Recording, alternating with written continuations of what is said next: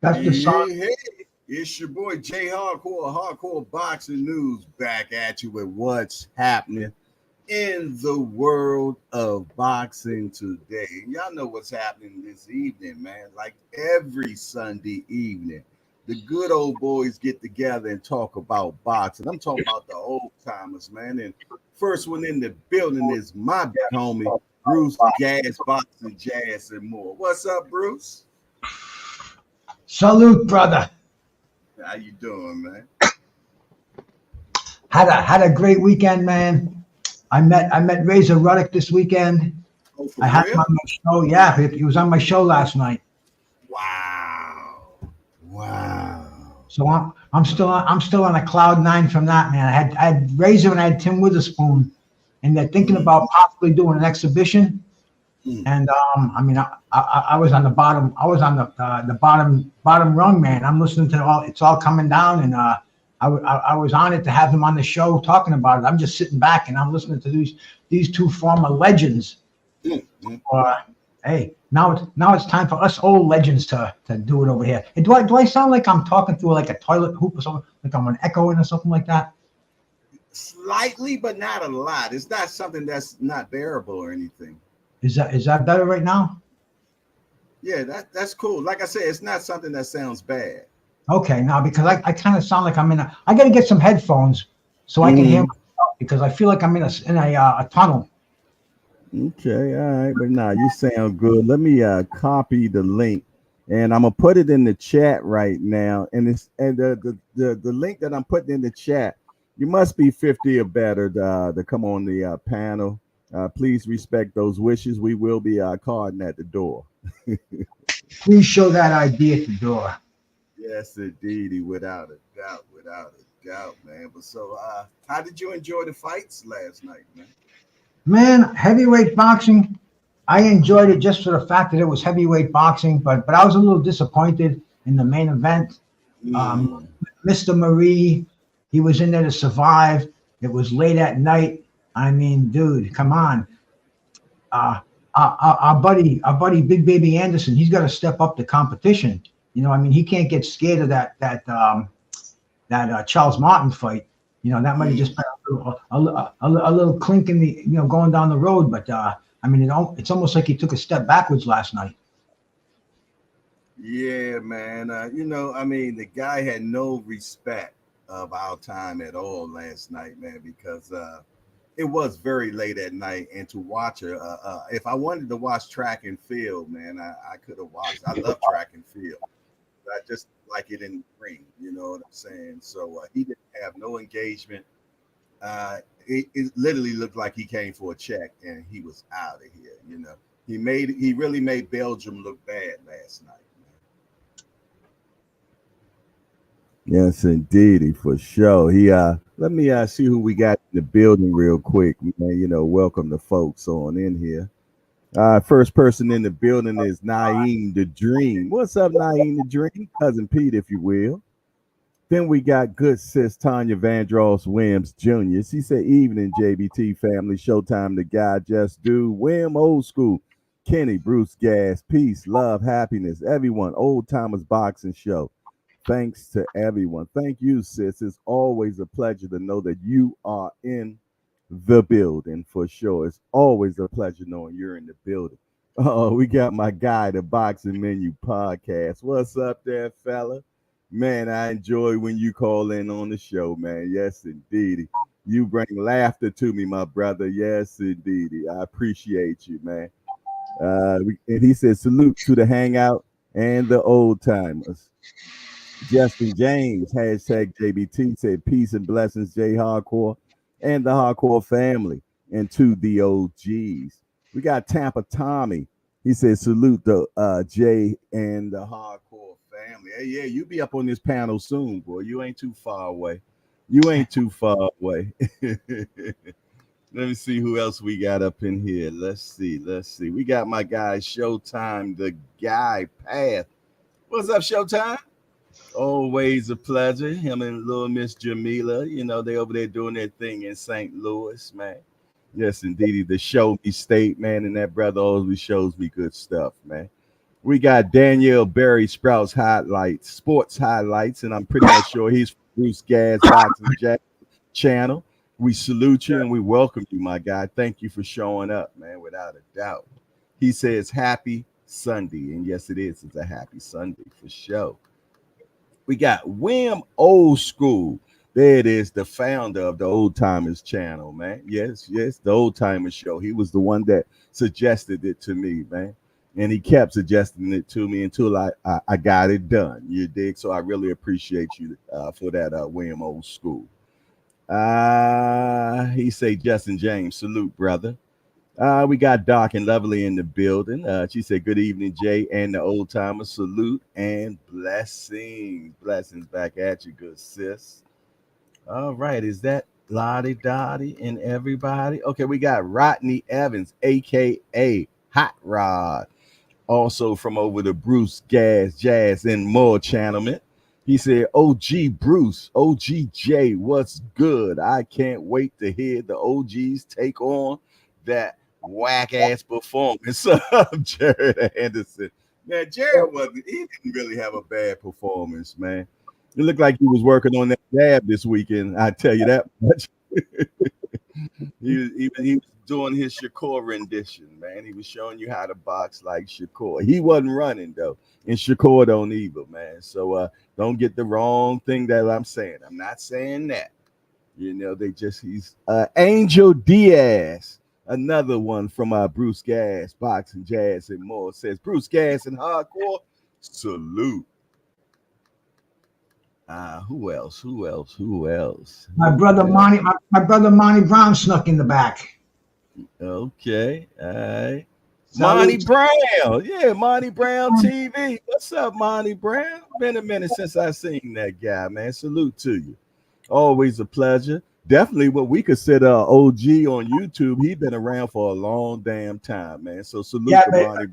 But he doesn't have the years and the calendar to jump on a panel. That's the problem. He's got the knowledge, but he doesn't have the years. Yeah, I know that. But I know, like I said, I call him an OG. I call them my little big homies, man.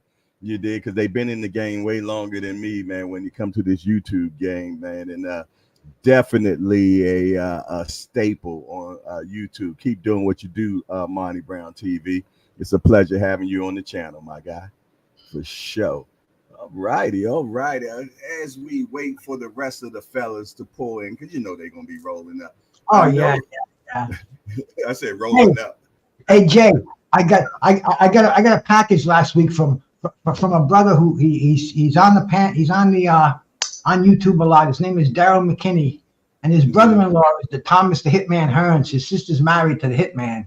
Wow. And he told me that the Hitman, he digs what I'm doing on here. And bro, see that picture sitting over my left shoulder? That's a personally autographed picture. Wow. From the Hitman. He sent me a t-shirt. He sent me a hoodie. And man, I'm so blessed, bro. And tomorrow's the anniversary, 39 years. Marvin Hagler and Thomas Hearns, the war. 3 minutes. Remember that third round? Three rounds of the baddest ass boxing in the history of the sport, my brother. Hey, man, you talking about Boogie Woogie, man. They got down, man. For sure they got down, man. Yes, it did. It did, man. I watched it as it was going down, and every year it just gets better and better and better, you know? You know what? I'm getting, with that kid that fought last night, Abdullah Mason, man, I am getting Hearn vibes from this kid, man. I'm getting Hearn vibes. I don't know if it's gas or not, but I like the kid, man. I like the kid, man, for sure. And he definitely looked good last night, man. I tell you, when he hits people, man, it looks like, you know how when you swing a bat, that's how his punches look to me, man. Like the boy got some pop with him. And he was on an interview yesterday, and they asked him, so who do you consider the top of 135? And I love his answer. He said, me. I said, I like that, man, because you gotta have that confidence, man. If you don't have that confidence, man, you know what I mean? You know, because boxing is 80% mental anyway. You know what I mean? So you got to believe in yourself to get in that square circle. You dig? And I like when I hear brothers that talk like that believe in themselves, man, for sure. So I tell you, but they talking about boxing is not doing too good. Let me tell you, we're in good hands because we got a lot of youngsters coming up, man, that I see is going to definitely make sure that boxing stays intact. What do you think about that? Well, I think boxing is as entertaining as it's ever been right now. There are fights every weekend. We have access. I mean, today I was just trolling around this morning, and a friend of mine is involved with Michael Hunter, and Michael Hunter fought last night in Kazakhstan. I don't know if it was last night or this morning, but anyway, I'm going around the internet and I found the fight, and I put it on live on my channel, and I mean it's just like it's something that it wasn't even shown in the United States, but yet it's available to us, and this is what I mean by exciting. We can go out there and find these gems that we'd never be able to find in the past, and it's like it's beautiful. I have no complaints with boxing today. I mean, I'm an OG. Like I'm from the old school, and it ain't never going to be like it was back then.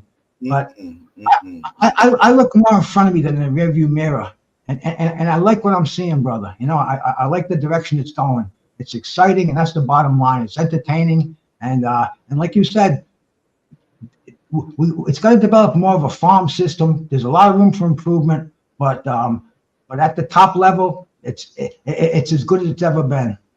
Random thoughts, my brother. Salute, brother. Yeah, random acoustic thoughts. Welcome. He said, "Fight fans are blessed today." Amen. And a boom shagalaga to that. I agree with you for sure. We also got John Macksmith, also from Bruce Gas. Salute to John. I bring a lot of undesirables when I come around, but hey, man, we love them all. I seem like I attract the same. They said we are what we around. You did. But listen here, man. I think boxing is in good hand. I was talking to Bernard Hackett earlier today, man. And he said, man, he got some people from Great Britain, boxing team from Great Britain that's down in D.C. with them right now. They're going to be there for the next couple of days, man. They're going to be sparring. They were sparring today, and they also supposed to be sparring tomorrow. I'm going to see if I can get down there tomorrow, because I definitely want to catch some of that, man. Because you got young Jaleel, man. I haven't had a chance to catch him spar yet. So I'm going to see if I can mosey on down there tomorrow. And also, man, Jaleel been making noise this weekend. Somebody put out a post and said, why isn't this kid being promoted like he need to be? And Jaleel responded saying something to the effect, his parents taught him to treat the janitor the same way that you treat the owner of the building. Everybody should be treated the same. So I mean, that's those words of wisdom right there, man. And I can't wait to see what's going on, man, because I personally feel though that Mayweather Promotions has to step up and make some things happen, man. Because it seems like all they thinking about right now is Kermel. And let me tell you, I feel though that Jaleel is more advanced than Kermel at this particular point, man. So I don't know what's going on over there. No, but no, ain't gonna never say nothing like that. You know what I'm saying? But I ain't signed with Mayweather Promotion, so I'm gonna speak how I feel. You know what I'm saying? I think they need to put that engine behind Jaleel, man, and I started getting that boy some good fights, man, and move him, man. Because I haven't seen Jaleel, but when his dad comes in here, he's got the mind of a trainer. You can tell he keeps his emotions in check. He's a man of wisdom, and he articulates well. I mean, that's what a trainer. That's 101. That's where it all begins. And I like having him on the panel. I hope he stops on tonight. Yeah, I'm not sure when the sparring is supposed to be over tonight, but trust me, if he can make it, he will definitely show up. And I hope the rest of the fellas. I just seen somebody said that they'll be on soon. Yeah. What happened? These guys all end up in the emergency room tonight, man. Maybe the geritol wasn't working. I mean, what the fuck, bro? I mean, maybe not enough fiber in the diet. They're getting a little creaks in their stomach. I mean, dude, geez, we gotta come through. We gotta pull it together. That's the name of the game here, man.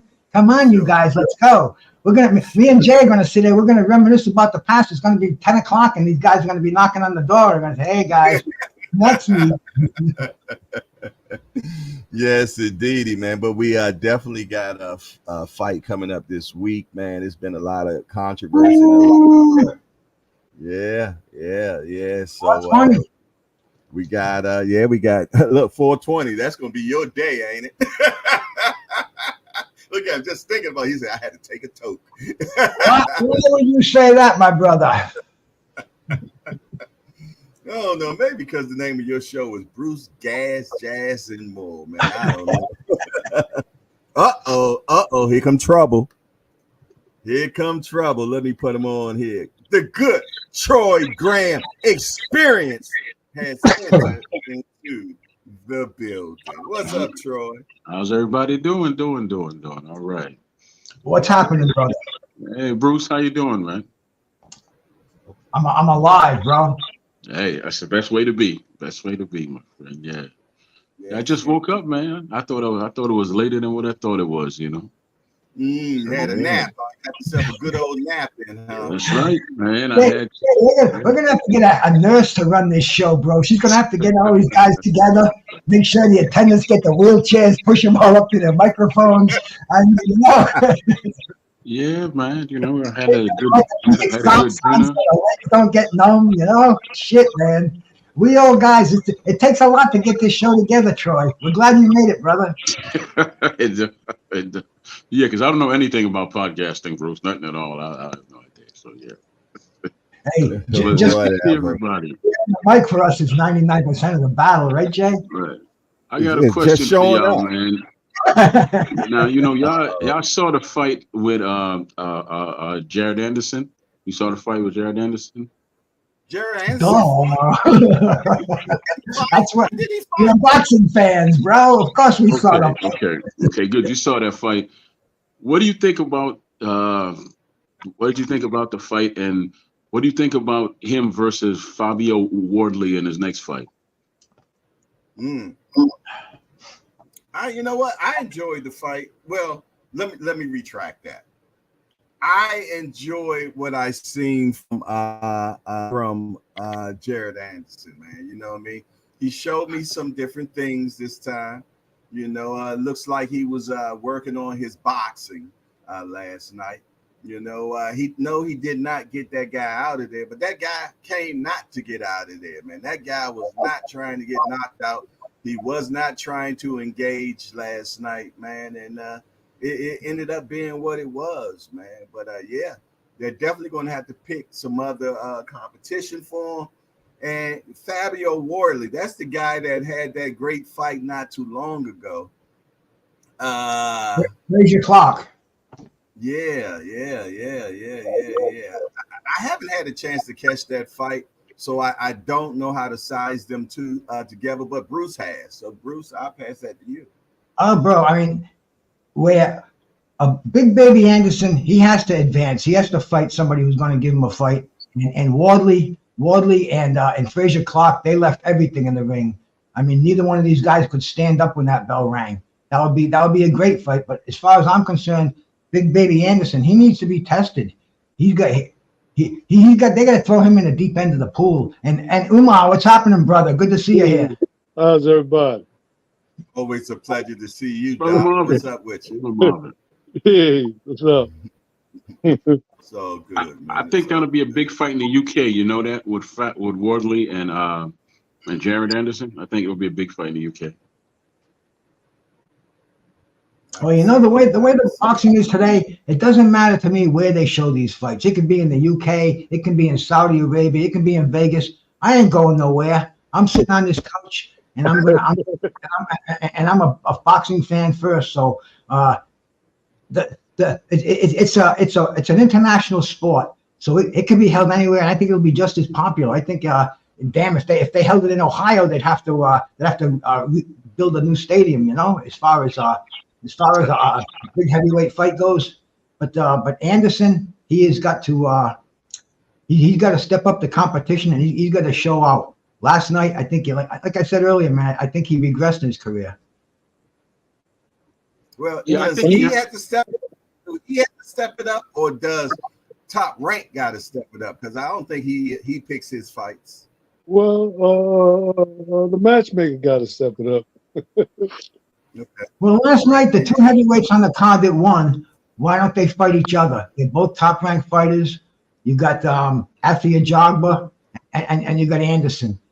They've already put a Jogba in with Frank Sanchez, and he couldn't get past an elite fighter. So the match makes perfect sense, and they're both barbarian fighters. But you know something? They're probably going to put him in there with that guy Curtis Hopper that walked out before the bell rang. Oh Lord. They're probably going to give him a rematch. That's the way boxing is today. But if I was the matchmaker, things would be different. I have never seen anything like that in my whole life of watching boxing, man. I haven't seen it either, but I think that's the plan, though. To set up, Anderson with Akbar. How you say his name? Afia Jogba. Yeah, F.A. Jogba. Yeah. I'm the white guy, and I that's the can plan. put the name in here. Come on. Hey, brother Umar, did you watch the fights last night? Oh,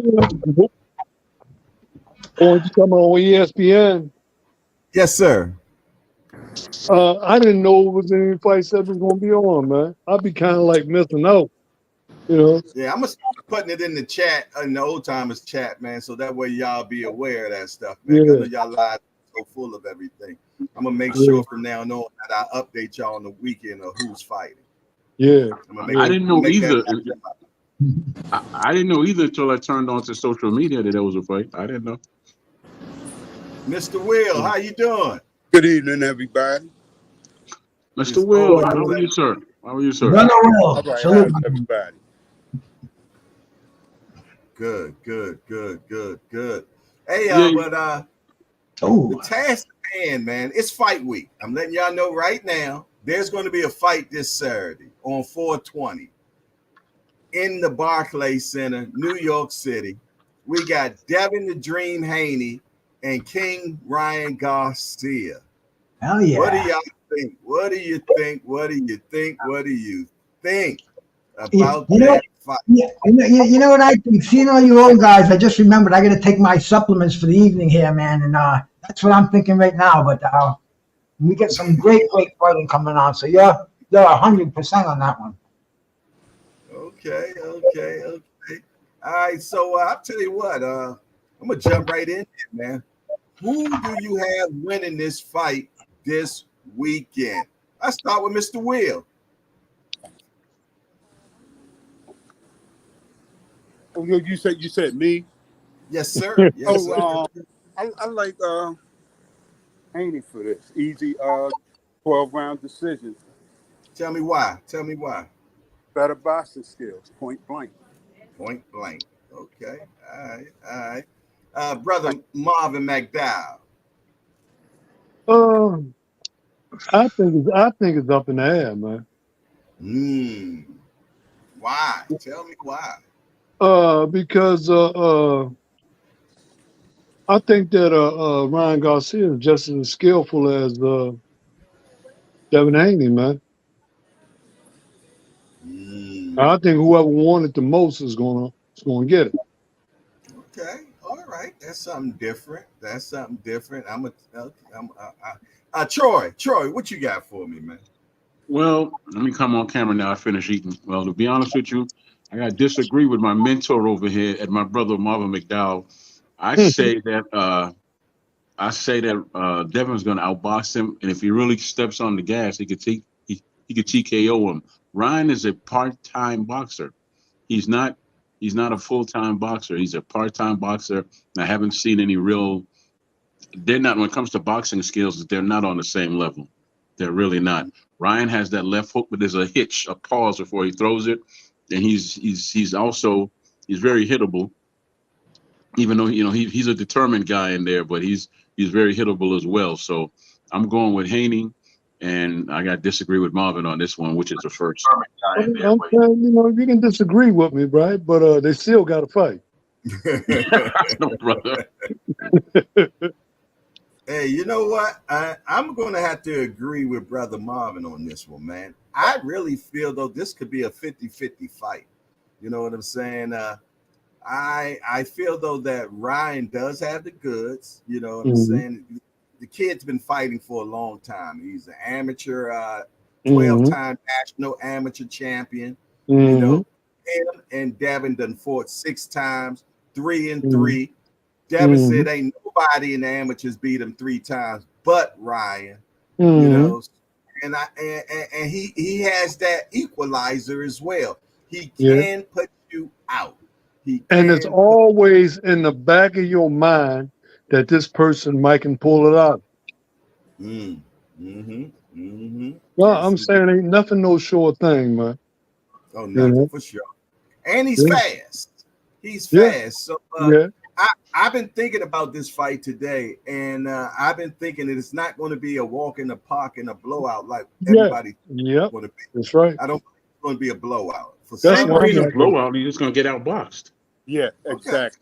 Because I don't expect a blowout because Haney doesn't have a big punch. So right, but did he blow them out when he got them 3 wins on him in the amateurs? And it makes a difference. Looking at amateur prize fights. Yeah, but look at how much Haney's progressed since the amateurs. And I don't think Ryan Garcia has progressed as much as Haney has. So I just think the class of Garcia is going to befuddle. It's going to befuddle.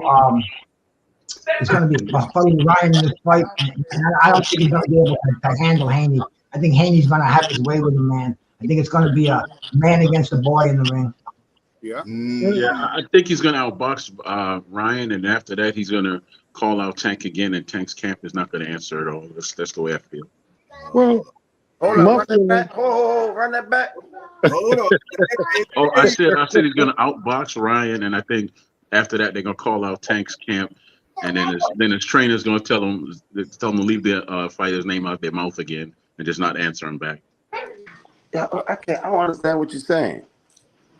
Okay, let me see if I can speak to you in Spanish, which I can't. No, I think Devin's going to beat Ryan. Then he's going to call out Tank again, and Tank is going to just Tank's camp, not Tank, but his camp is going to be like, we don't have to answer him. We the A side, we don't have to answer. Yeah, fuck that man up. Well, like they say, talk is cheap. Talk is cheap. So bad they call the police. Like I say, talk is cheap. Talk is cheap. No, it ain't cheap, bro. The thing is, they don't draw nothing. Look, they have trouble selling tickets now, but you want 50-50? I know people want to see the fight, but damn, how you expect 50-50 if you don't draw nobody? This is some good water. This is some good apple. Bro, Tank doing everything. Tank doing. They said Tank and Ryan. They said Ryan. Wait a minute. They said Ryan drew half the crowd with the Tank fight. But where's this crowd now for his fight next week? Where them people at? We over here talking about crowds instead of boxing. I don't understand. Yeah, it makes a big difference, though, man. It makes a big difference. Boxing. Wait a minute. Me and you go shovel 20 miles of snow. I sit back and watch you shovel. It's time to get paid. You give me half. Well, first and foremost, I would die shoveling 20 miles of snow. I got heart problems. You understand what I'm saying, though, right? So you're gonna get all the money. You understand what I'm saying, right? Would you give me half the money if you shoveled all the snow? If we both shoveled it, if we both shoveled it, equally. Answer the question. Would you give me half the money if you shoveled all the snow? I wouldn't have no need to give you half of nothing if you didn't do nothing. So the answer is no. Case closed. The answer is no, but that's not going to be the case over here, man. That's not going to be the case. I mean, because there ain't going to be no fight. If you don't have exactly, there ain't going to be no fight. If you don't have nothing to bring to the table, man, why go through no fight? It's business first, man. Right, always. It's called prize boxing, not boxing. No, it's not called prize boxing. It's called prize fighting. But go ahead. Or prize fighting, okay, whatever you want to call it. the first word is prize, Mhm. right? And And the then next gonna word be is fighting. surprise. And they always told me the first ingredient is the main ingredient. That's what I was always told. So the first thing Yeah. they said is prize. Okay. I'm a pretty So good here damn cook, and it okay, takes a couple of ingredients to get you to get your seasonings right. Yeah, but sometimes people are allergic to some of the seasons. Exactly. That's why you should know. That's why you should know who you cooking for, and take out what they're allergic to, and add the things in that they're not allergic to. Nah, but you don't want to make it easy. You know, if you're the cook and it's the way that you usually cook it, they just got to go somewhere else and eat No, I mean, listen, because the ingredients are already in there. I cook stuff for people, and they say, well, I can't do this, I can't do that, like with pepper. So they don't eat. Right. Because when I used to bring the soup and stuff for D, and he'd be like, it's too spicy. Then I would make the soup again. He said, okay, this is good.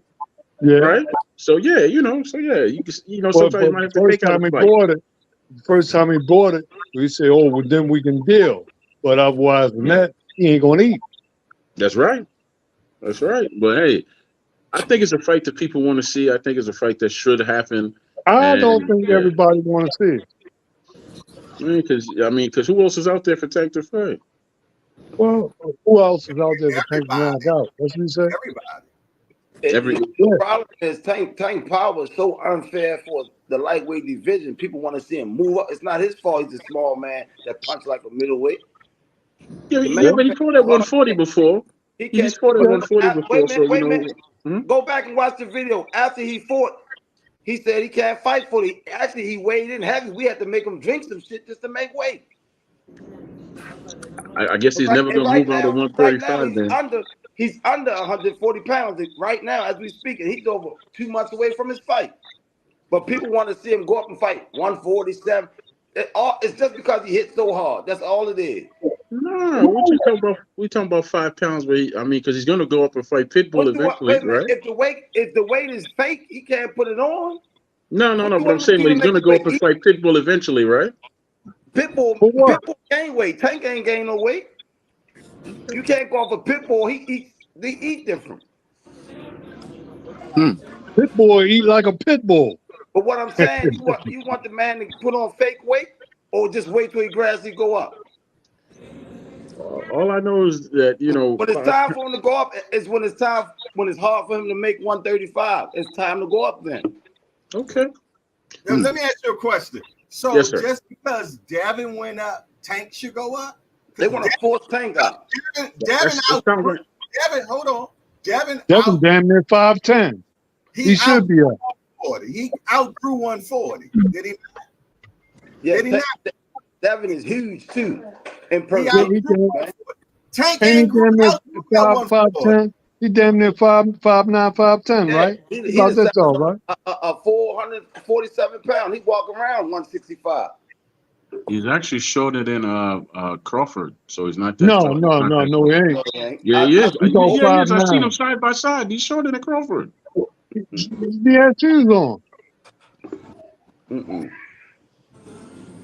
He had a pair of high heels on, man. Even if he is shorter than Crawford, he's still heavier than Tank. Oh my goodness. Hey Kenny, what do you think about this fight this weekend, man? Who you got winning that fight? I'm going with Ryan, man. Why? Devin is the better boxer, but I'm leaning toward the puncher. And Devin is one of those boxers that don't engage. You'll never see a clip of him engaging. And then the smaller men had Devin hurt. 37-year-old Linares had him hurt. Yeah, he had him tipping back to the corner. Everybody he fight, touch him good. Ryan is big and strong, the biggest and strongest man he's facing this far. And he's definitely going to touch him. What about Progress? He's going to touch him. What about Progress? The question is, if he touched Devin, Progress had bad feet. What is Devin going to fight him off with? His jab. Jab ain't enough. And a superior boxing skill. That ain't enough. No, he ain't that superior. Come on now. He gets touched. I just told you he gets touched every single fight. He gets touched. Mm-hmm. Every fight, not some fights. Every fight he get Every touched. single fight he get touched, you know, all of the fights he got touched in. How many did he lose? But he got hurt though by small men. This is This a no. big man he's ready He to got fight. hurt by men that was the same weight class as him. This Oh, a come big on, man come he's on, ready come to fight. on, man. All right, well, we got a super chat. We got a super chat from Tampa Tommy. He says, soon as Boots goes to 154, Dev will go to 147. Why are they even talking about Boots and Devin in the same sentence right now? Because Devin walks around at You 150. talking Tank and Ryan? Yeah, but you know, Tank. Tank and Devin. Well, you know, I've heard that Tank when he wasn't training walks around at 150 plus and all that too. No, no. I've heard that, I heard a lot, but it's facts that Devin walking 65. and I heard that from someone who's in your gym. But I'm not gonna say in your right in your gym. It came out Devin mouth. No, it came out from someone in your gym. Did it come out Tank mouth? He wasn't there. It was someone in your gym. Shit. You can hear a lot of stuff, but is it facts? That's they. I can only go by what I hear, brother. I don't know. I don't know fact from fiction. I can only go by. If Tank did walk around at 154 and he trained for 3 weeks, you think he can be at 54 in 3 weeks? He can make 140. The weight automatically drops off. He could make 140. So stop at 140 if he can drop past 140. He can make 140. You don't understand the game, man. Okay. You don't understand it. You don't stop right there when you naturally would drop under, because it's not your weight.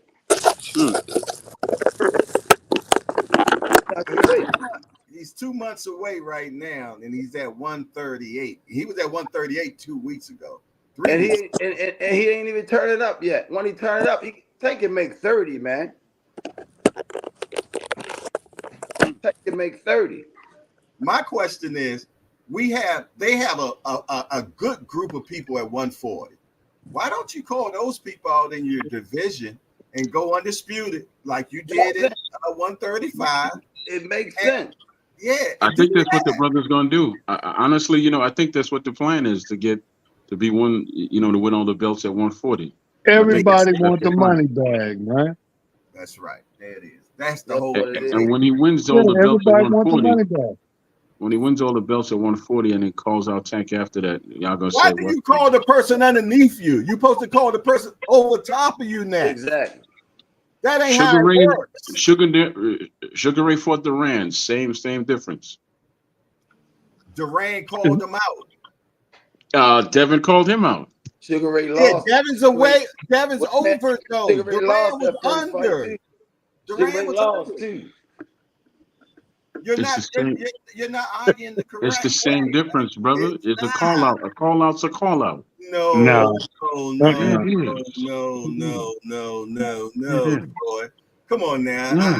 Come on, you gotta do better than that, man. Do better than what? You're calling the little guy. That's just like me calling out a little dude, man. Come on. I'm a 200-pound man. Well, I'm gonna call a 180, 160-pound man out. It's not that much difference.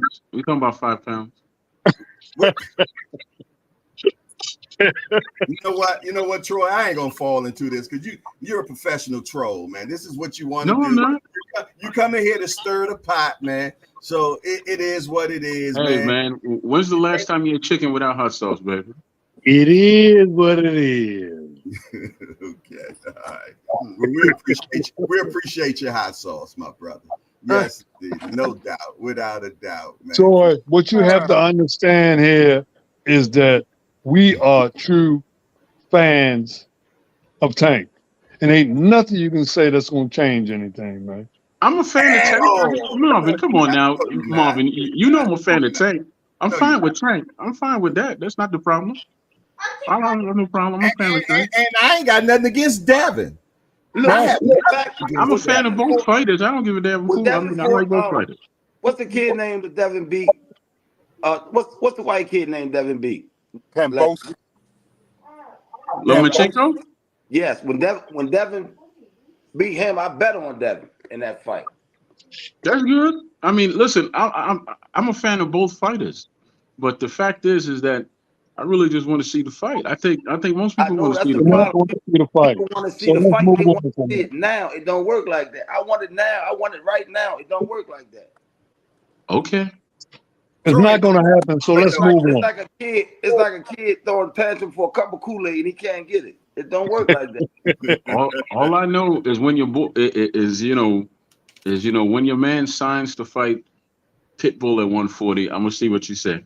He ain't going to sign to fight him at 140. He don't need him. He already done what he had to beat him do. already. He beat him with one hand. He don't need him. Beat the man with one hand. You can knock him out with two.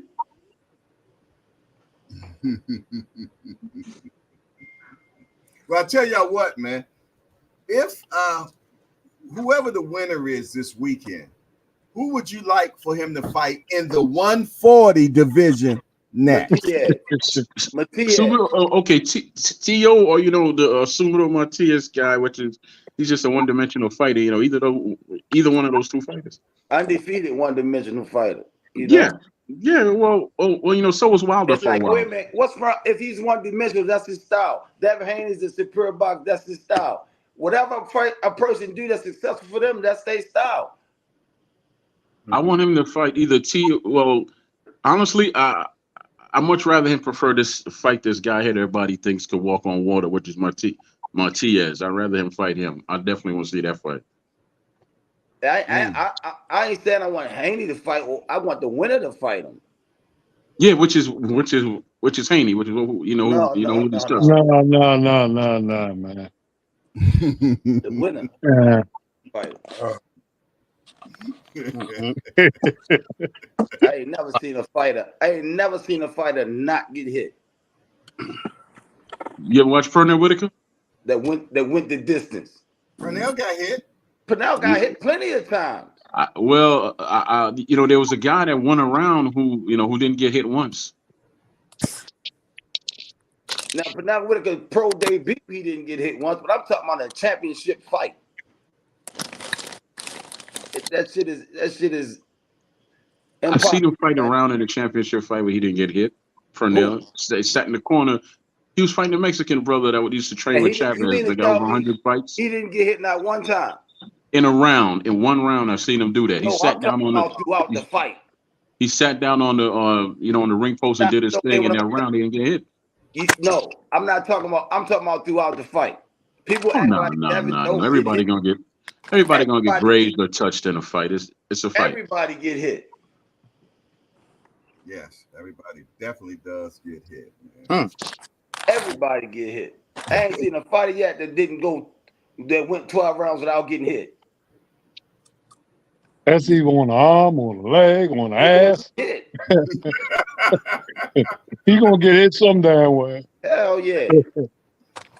Oh my goodness, this is funny, man. Without a doubt. Yeah. Devin can box. He can box. I don't take that from him. He's got a hell of a jab on him, but he's going to get hit. The only way he's not going to get if he come out and clip him with the first shot. Here's something else you're forgetting. He's going to hit back too. I ain't say he wasn't. I said he was going to get hit. Both of them ain't got the best chin, but Ryan got the best punch. I don't think there's anything wrong with Devin's chin. Ryan got the best punch. He has a left hook. You better go back and look at his tapes. He got a right hand too. His right hand better than his left hook. Well, he just prefer to throw the left hook more. Yeah, I seen him throw the left hook more, but that right hand is better. I think we're gonna see more of the right hand this fight. I know that if he was a full-time guy and he was dedicated to the sport, then I would say this would be a much closer fight. But he's not dedicated. He's not a full-time guy. All we know is what people say. That's the question. Right. That's what the question. Right. Yeah, that's all we know about this situation is what people put out there. You know what I'm saying? And that's the question. That's the question I want to ask y'all today, man. Do y'all believe all this stuff that Ryan's putting out there, or do you feel though that he's just being a troll right now? I think he's being a troll because ain't no way you're gonna be on a level like that and not do what the hell you're supposed to do. Who in the hell want to be getting embarrassed like that, man? And Derek James ain't gonna put him in the ring and he ain't training. Yeah, I think Ryan's been playing us, man. I think he knows what he's doing. I think he knows that he can press our buttons. He's got social media. He can say what he wants to say, and everybody's poor Ryan. Whoa, Ryan. I mean, he's going to get a reaction. Everything he says, and he loves it, bro. He's a drama queen. And he's done it. And, you know, a big fucking bet is he going to make it to the ring? Goddamn right he's going to make it to the fucking ring, man. You know, and that 140-pound division is stacked. There's so many options for once Devin Haney kicks his ass, which I think he's going to do personally. I mean, he's got the kid from Puerto Rico. He's got Ramirez, Jack Catterall. Bro, I mean, the division is stacked. And to me, my idea of fighting, I don't care who they fight next. I don't care about these super fights. I just want to see. I want to see Tank 135 clean out the division, leave no stone unturned. 140, Devin Haney clean out the division. Then if we want to see a super fight, that's something boxing fans are entitled to once every year or something. Put them in the ring, have a multi-million-dollar war. The king of 140 and the king of 135, bango. This is my style of boxing, you know? Not about the rankings and all this other bullshit. I like that, Bruce. I like that. It's real simple. That's what boxing should be, man, you know? What happened? Y'all ran Troy out of here? What happened?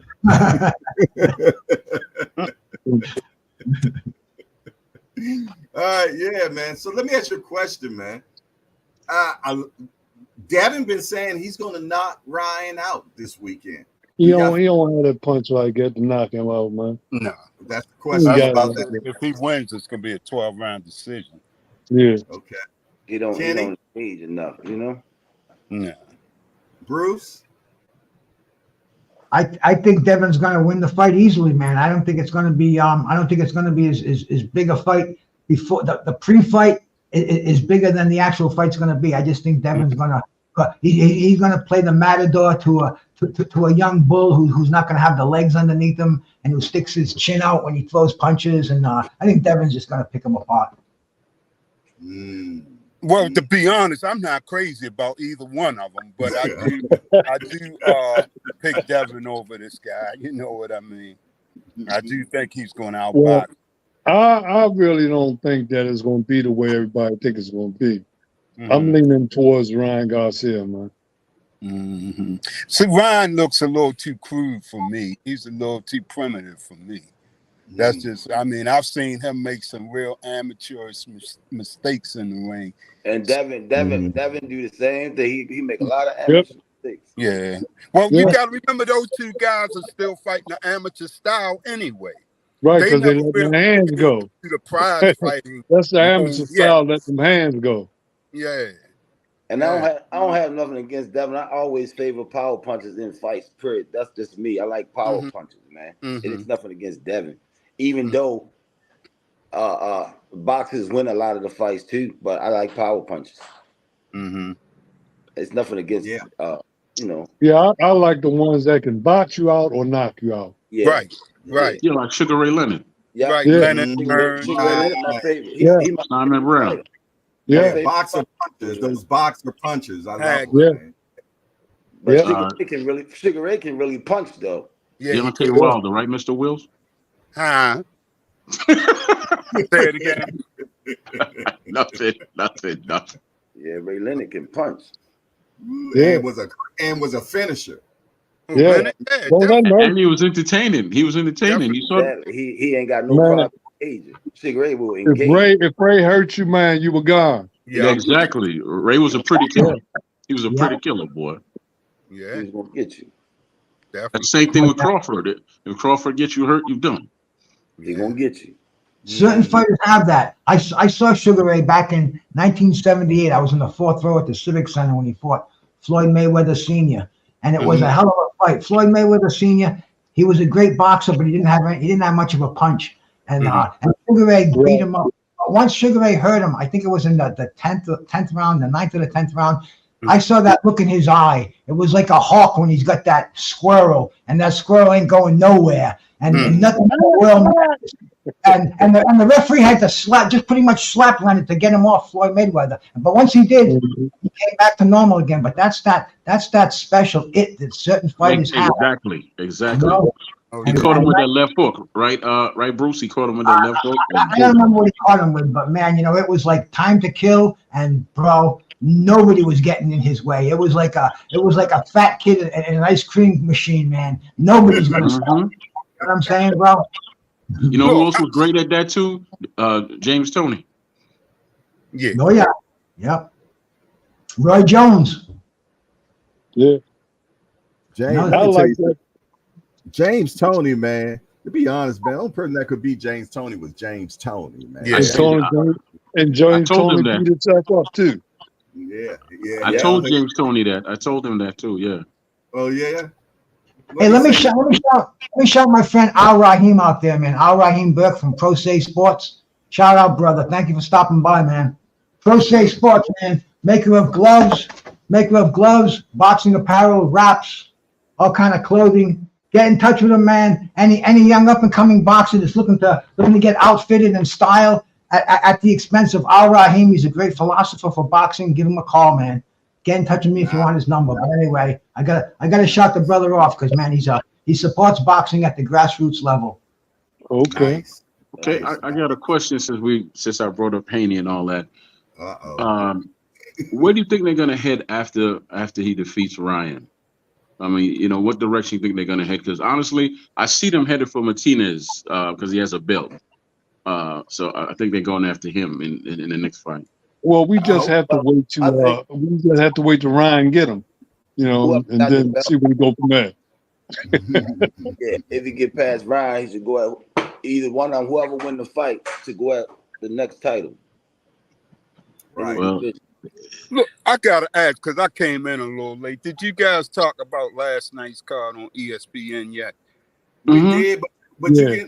you can talk about it though. Come on, you know how we Well, I honestly, I don't have a lot to say about it. I wasn't impressed. I tell you what, I'm gonna be straight up honest with you. I watched the first round of the Jared Anderson fight and turned it off. Okay, that's how I feel about him. I'm not impressed at all. I'm gonna At say all. this. I'm gonna say this. He wasn't 100%. He was just in trouble. He was just in jail twice. He got so much going on outside the ring. There's no way he put a full camp in. Yeah.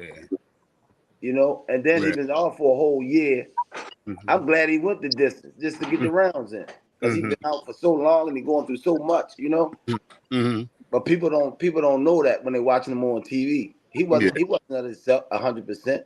I like Yeah, it. well, he got to get his life together, though, man. Exactly. Yeah, It's either do it or don't, Yeah, Yeah. that's true.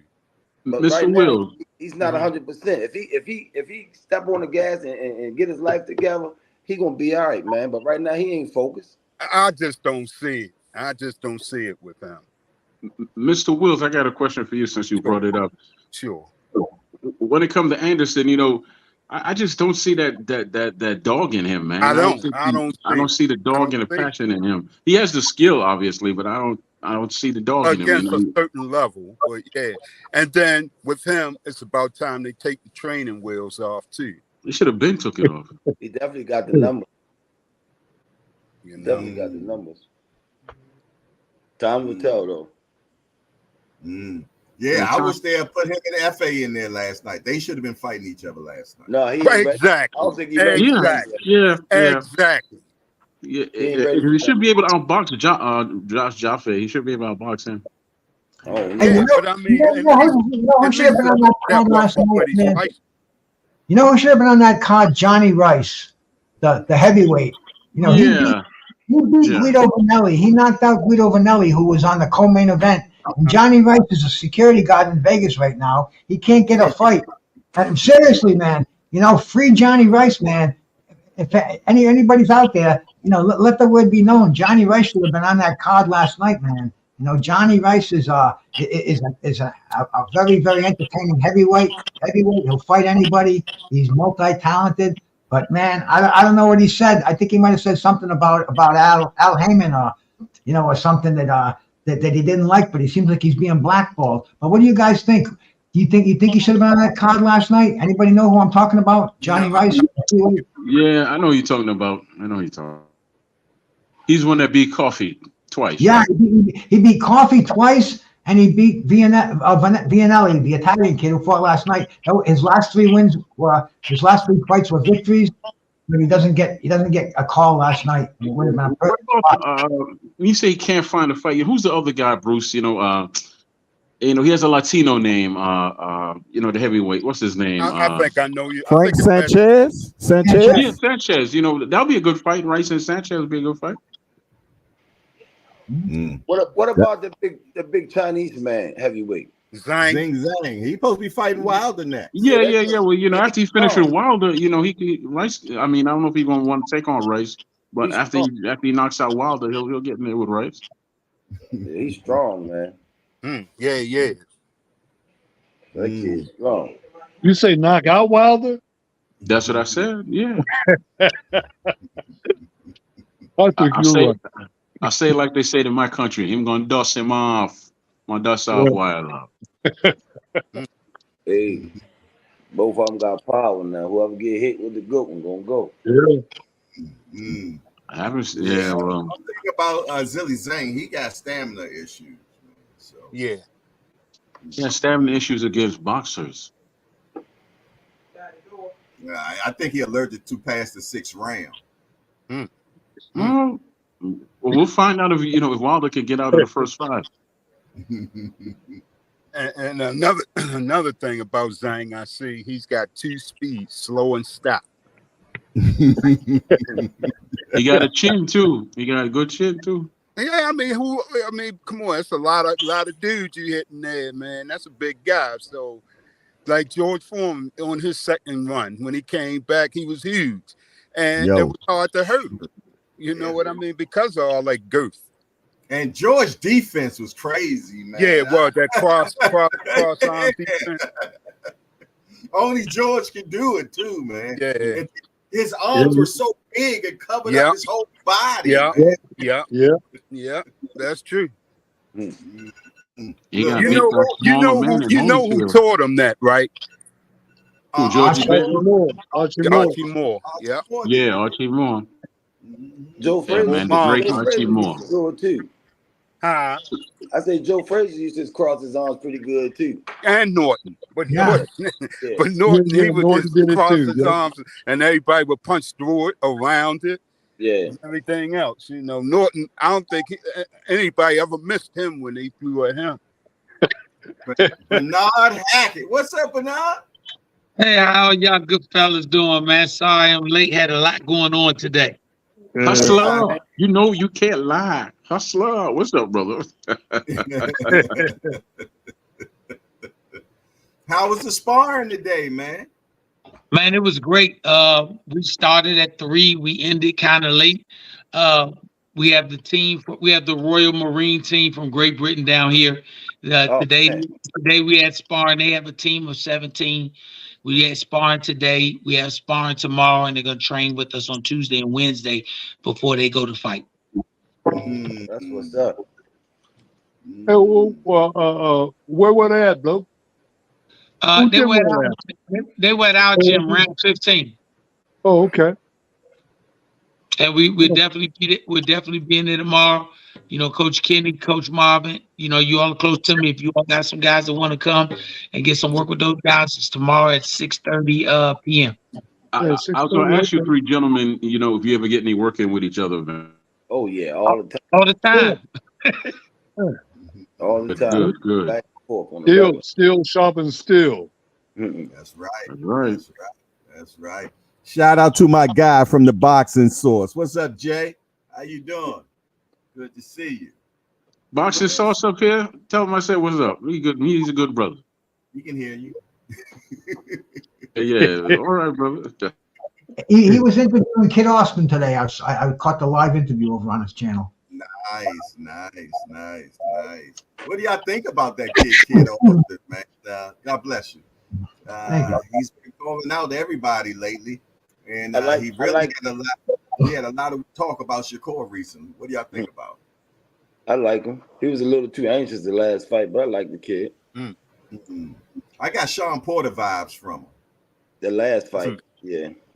I got Sean Porter vibes from him. Sometimes he smuggles his work too much, you know. But the fight before that, he was sharp, man, fast. Mm-hmm.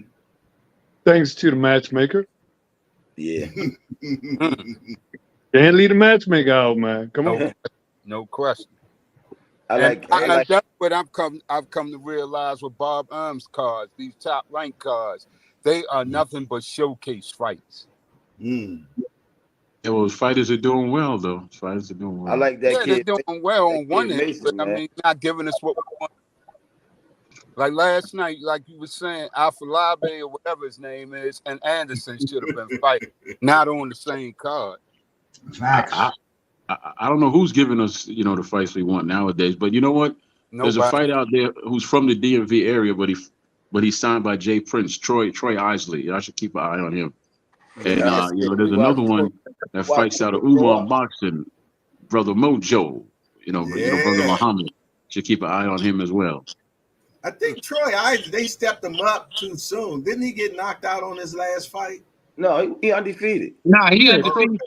Troy's 12-0, Jay. He's 12-0. Okay, not Troy Isley. Who was the kid that got knocked out on the Gary Antoine card? He talking about Trayvon Marshall. Oh, is that who that was? Okay. That's okay. I had the names mixed up. I apologize. He fought the guy that went to the Olympics twice or something like that. Yeah. I thought they moved him a little too fast. He fought Gabriel Maestro. Yeah. Mm-hmm. Yeah, and you know, there's another there's another young man, Floyd. What's his name? Schofield. That's what we were just talking about. Yeah, Schofield. You know, he's sparring with everybody. He kind of gives me a type of Sugar Ray vibe, but he's young, but he has a habit now, you know, of a kind of, you know, he jumps in a lot when he has somebody hurt. He jumps in. Is his name Francisco Schofield, something like that? The guy I was talking about, his last name is Scooby or Scooby. Floyd. The first name is Floyd, right? Got a little afro. I'm not sure of his first. The guy I'm talking about, he's strong. I forgot him.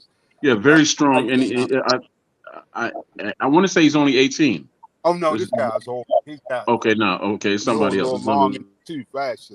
Yeah, I know Floyd Schofield is trained by his dad, isn't he? Yeah.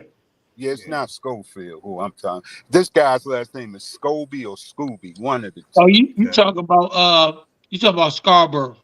No, Scooby. It's Scooby or Scooby. It's Sobey. But they pronounce it. I think they call it.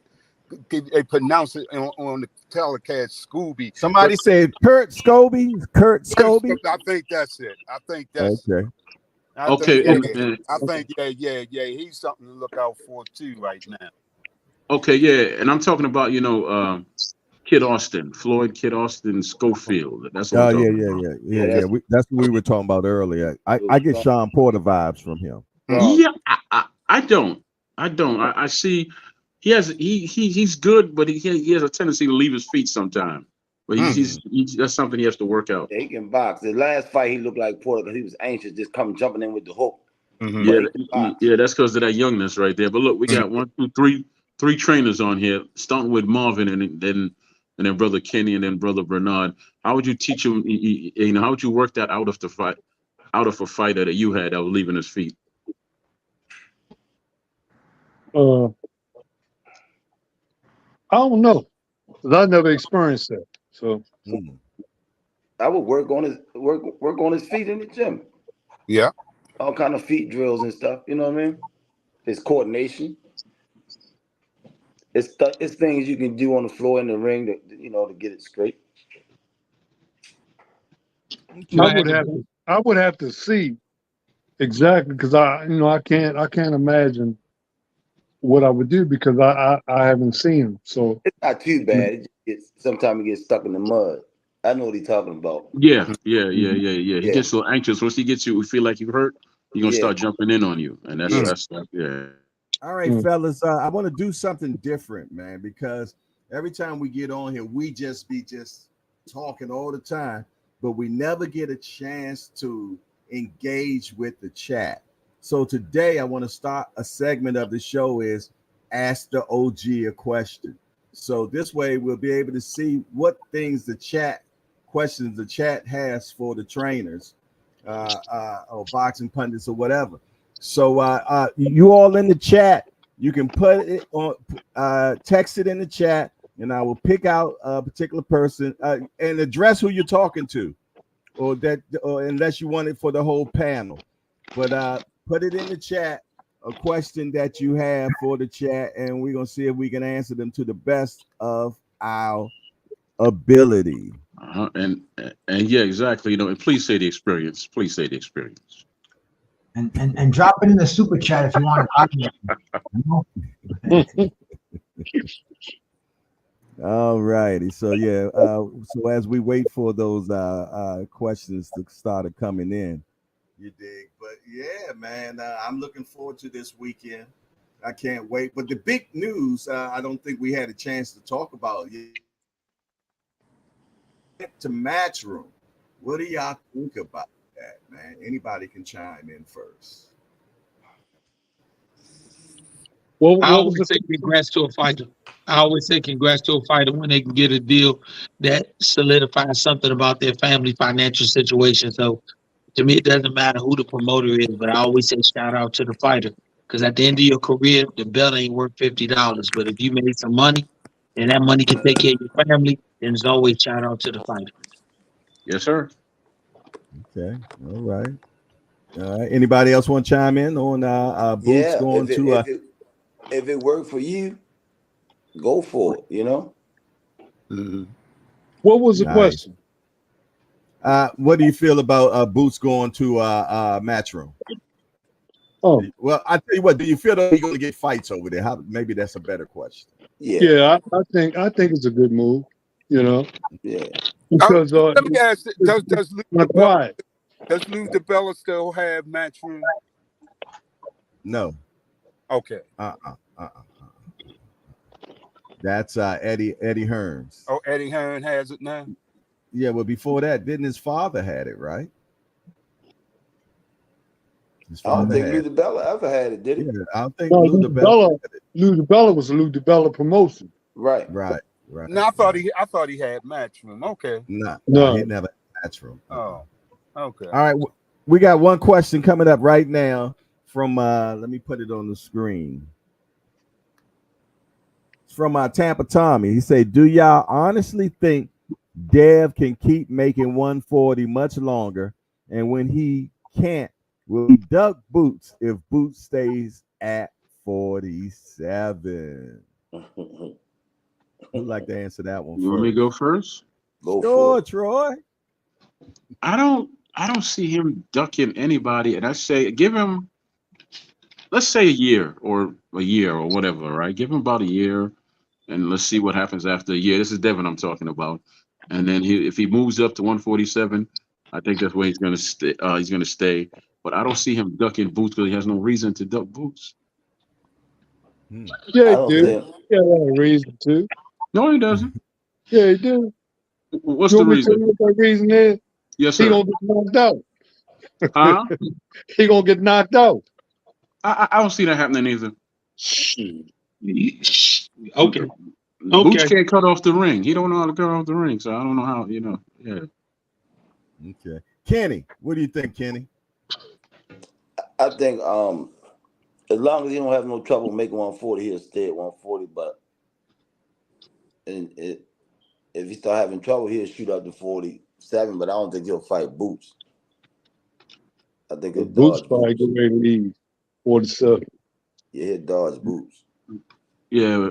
Well, if Boots is up there, who else is there to fight but Boots? So I don't see him ducking him for any reason.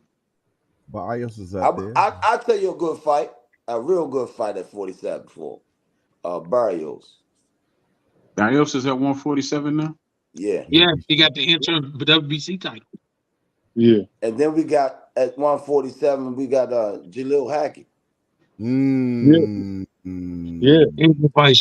Let's say Devin don't want to go up there and go straight at the guys yet. He want to touch the walls at 47.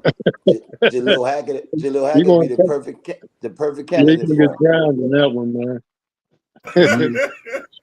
Jalil Hackett be the perfect candidate to touch the walls. You know, That'd be a good fight. But if his next fight at 140, he should fight Mojo then. Mojo good, right? I don't think Devin would dodge Boots because of who his father is. And I'm gonna say the reason I say that, Bill in it for the money. Bill ain't gonna get a black eye, a broke rib, a busted lip, nothing. So if he can get a fight with Boots at 47, it's almost like the perfect storm, be honest with you.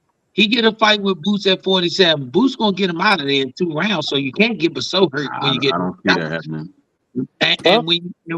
And when you think about it, that fight should be an easy make now. He with the zone, he gonna match him. If they want that fight, they ain't gotta do nothing but it seems like they call for that one. That fight should be an easy make because Boots ain't got nobody to fight. That fight is the easy make right there. I don't see why it shouldn't, but I don't think Devin a duck because, like I said, Bill in this jump for the money, and I ain't mad with him for being in it for the money at all. And if that's the only big money fight you got left for Devin, from what I'm seeing, they ain't selling tickets on this fight. So shit, I mean, who's he duck though? Who's Devin's I not a big draw. I don't think Shaw can duck nobody. I don't think Shaw, other than opportunities in sparring, he ain't duck nobody. Yeah, and since when is Boots a big fight? Boots is a big fight for Devin. Yeah, because I'm saying if Boots was such a big draw, everybody would he'd be the hunted, not the hunter. Boots, man. Don't nobody want to fight Boots right now. Yeah, he. It's not that he ain't a big draw. It's nobody want to step in the line of fire. It's the same thing they say about my son. It's a large risk with a small reward. Right. Yeah, but anybody at 147, if you want to get a title, you got to go to Ennis or you got to go to Crawford. They got the exactly frozen up there. So I mean, this is what Devin Haney should do. Devin Haney should clean out 140. Fuck 147. Yeah. Let those guys clean out the stuff. That title, the title up there is pretty much locked up. So I mean, everybody wants to jump weight classes, pick these huge name fights, but they're not in demand. First of all, and second, those belts are pretty much locked up, man. Like I'm saying, Terrence Crawford still got the WBA, the WBC, the WBO, and we're not hearing anything he's going to do with those belts. And Jaron Ennis, I mean, how can you avoid the guy? The guy's got it's the only title that's available at 147. So, avoiding him, that's bullshit. What about him and Barrios? Since Barrios up there, he got a little belt. Or only fight Boots then. Anybody, just get these guys fighting each other. You got all these guys top 10 that are undefeated, and they never fought each other. Fight should be easy. We saying it like it's the fighters that's that reason. They not the reason. All them dudes got promoters. The fighters will fight anybody. I think when them dudes get to that point, the money dictate them joints. But they got promoters. If exactly. The thing of it is, right? If it don't make dollars, it don't make sense. It don't make sense. Yeah, and that's why I said they could say something where the check ain't big enough for the risk that you have to take. Right. It's a hell of a risk if you're not gonna get the money you think it's worth, and just based on what he do, he gonna get you. Only people he don't catch up with is the ones that just want to hit the 12th round bail. But the ones that come with intentions to try and beat him, he get them out of there. Yeah. That's just a fact. The boxing source question is, what is the most frustrating thing that you have dealt with as a trainer? Shit. Outside interference. I hate you. You raise a fighter from a pup, right? You raise them. Their dream is to become a champion. Then you sign them with a promoter. And like what's going on now, the fucking fighters they can't fight each other because the promoters won't let them fight. That's frustrating, man. Don't you have some say so as a fighter? Even though you sign them, don't you have some say so? No. But it all depends on how you come to them. Right. If you work them investing and making it happen like that. I mean, when you sign your contract, you sign the contract based on what they're willing to do. If it's things you don't like, if you don't have a big name, you got big name guys like Canelo, like Tank. You know, them dudes can kind of make demands of certain things. But if you don't have that type of draw power, you really Right. can't really make those demands. So you're Right. really getting what's in the contract. Because be Yeah. honest with you, the fighter's first thing is, if he's not a big name guy like that, am I securing myself? If he can secure himself, they get in the fights they want to give him. You know, I mean, I think people forgetting that. We hear this social media boxing going on. One fighter telling another fighter to send a contract. Them dudes can't send a contract. Number one, they ain't got the money to secure the fight a lot of times. And number two, they ain't got no promotion company. Right. They signed to somebody. Right. Right. It's not different than the NFL. You can't trade yourself. They got to be willing to trade you. Now, you know, I got a question now. There was a brother who fought on the Eastern Shore. He was a dark-skinned brother, but I think he was Colombian, and he fought on Eastern Shore for a while. He made his own audience. Shouldn't, like, if you're a boxer, you know, can't you take that path? Can't you build like a real strong local audience where you're making a decent amount of money? And then when a promoter comes to you, then you can read the contract, huh? You talking about Guerrero? Yeah, him years ago when he was fighting at 154, right? Yeah. Yeah. Well, you know, as a fighter, you know, shouldn't you realize that you are the product? So you know, you get to do as you like until you sign with whoever. But you know, before you sign with that person, shouldn't you make certain, like, say, look, I don't like this. Let's put this in there, things like that before you sign the contract. You know, once you build a following up. But once again, you named a good kid. Fernando Guerrero was a good fighter. He had a good following. And at the end of the day, where do your leverage come from? Because his good following was in West Virginia somewhere. It wasn't like he had a good Vegas following. He wasn't selling out no buildings in Atlantic City, Vegas, or none of that. Oh, no. But he was making like, according to him, he was making like $250,000 just for the regular fights he was doing. No, that's what I read. I can only go by what the brother said. I mean, if you look at the size of the buildings and you look at the price tag of the tickets, and it wasn't on pay-per-view, where'd the money come from? Right. I'm just not, and I don't ever put a fighter down. I just say the mere math of things. If I sell 100 tickets if I sell 10 tickets at $100 a piece, how much money did I make? No, but he had an arena where he wasn't paying for the arena. You know, it went by the percentages. Where if he sold that arena out, he got a bigger percentage. Listen to what I'm saying. I heard you. If I sell 10 tickets, just use this example, and 10 tickets cost $100, how much did I make? How much did those 10 tickets net me? $1,000. Yeah, Okay, so if I listen, let me finish. If I netted $1,000, I didn't say boxing, anything. If I netted $1,000, I can't tell you I made $40,000 because the seats and the price of the seats can only give me X amount of dollars. So if the building can only hold $16,000 worth of seats, then how can I make $250,000 and it's not on pay-per-view? We got to do the math. Math don't never lie. 1 + 1 is 2. Well, for 16,000 seats, you should be able to make that much money. Just No. Listen to what I'm saying. If there's 16,000 seats in a building, and each seat is sold for X amount of dollars, and that final number is X amount of dollars, and it's not 40,000, you can't tell me you made 40,000. You can use NBA. NBA knows exactly how much those seats are in that arena. If they get a sellout, how much they make. It's not rocket science.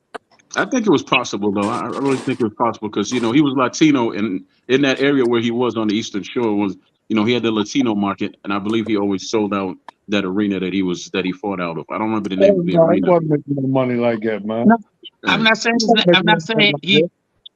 nobody saying he's telling the story or saying what we're saying is math.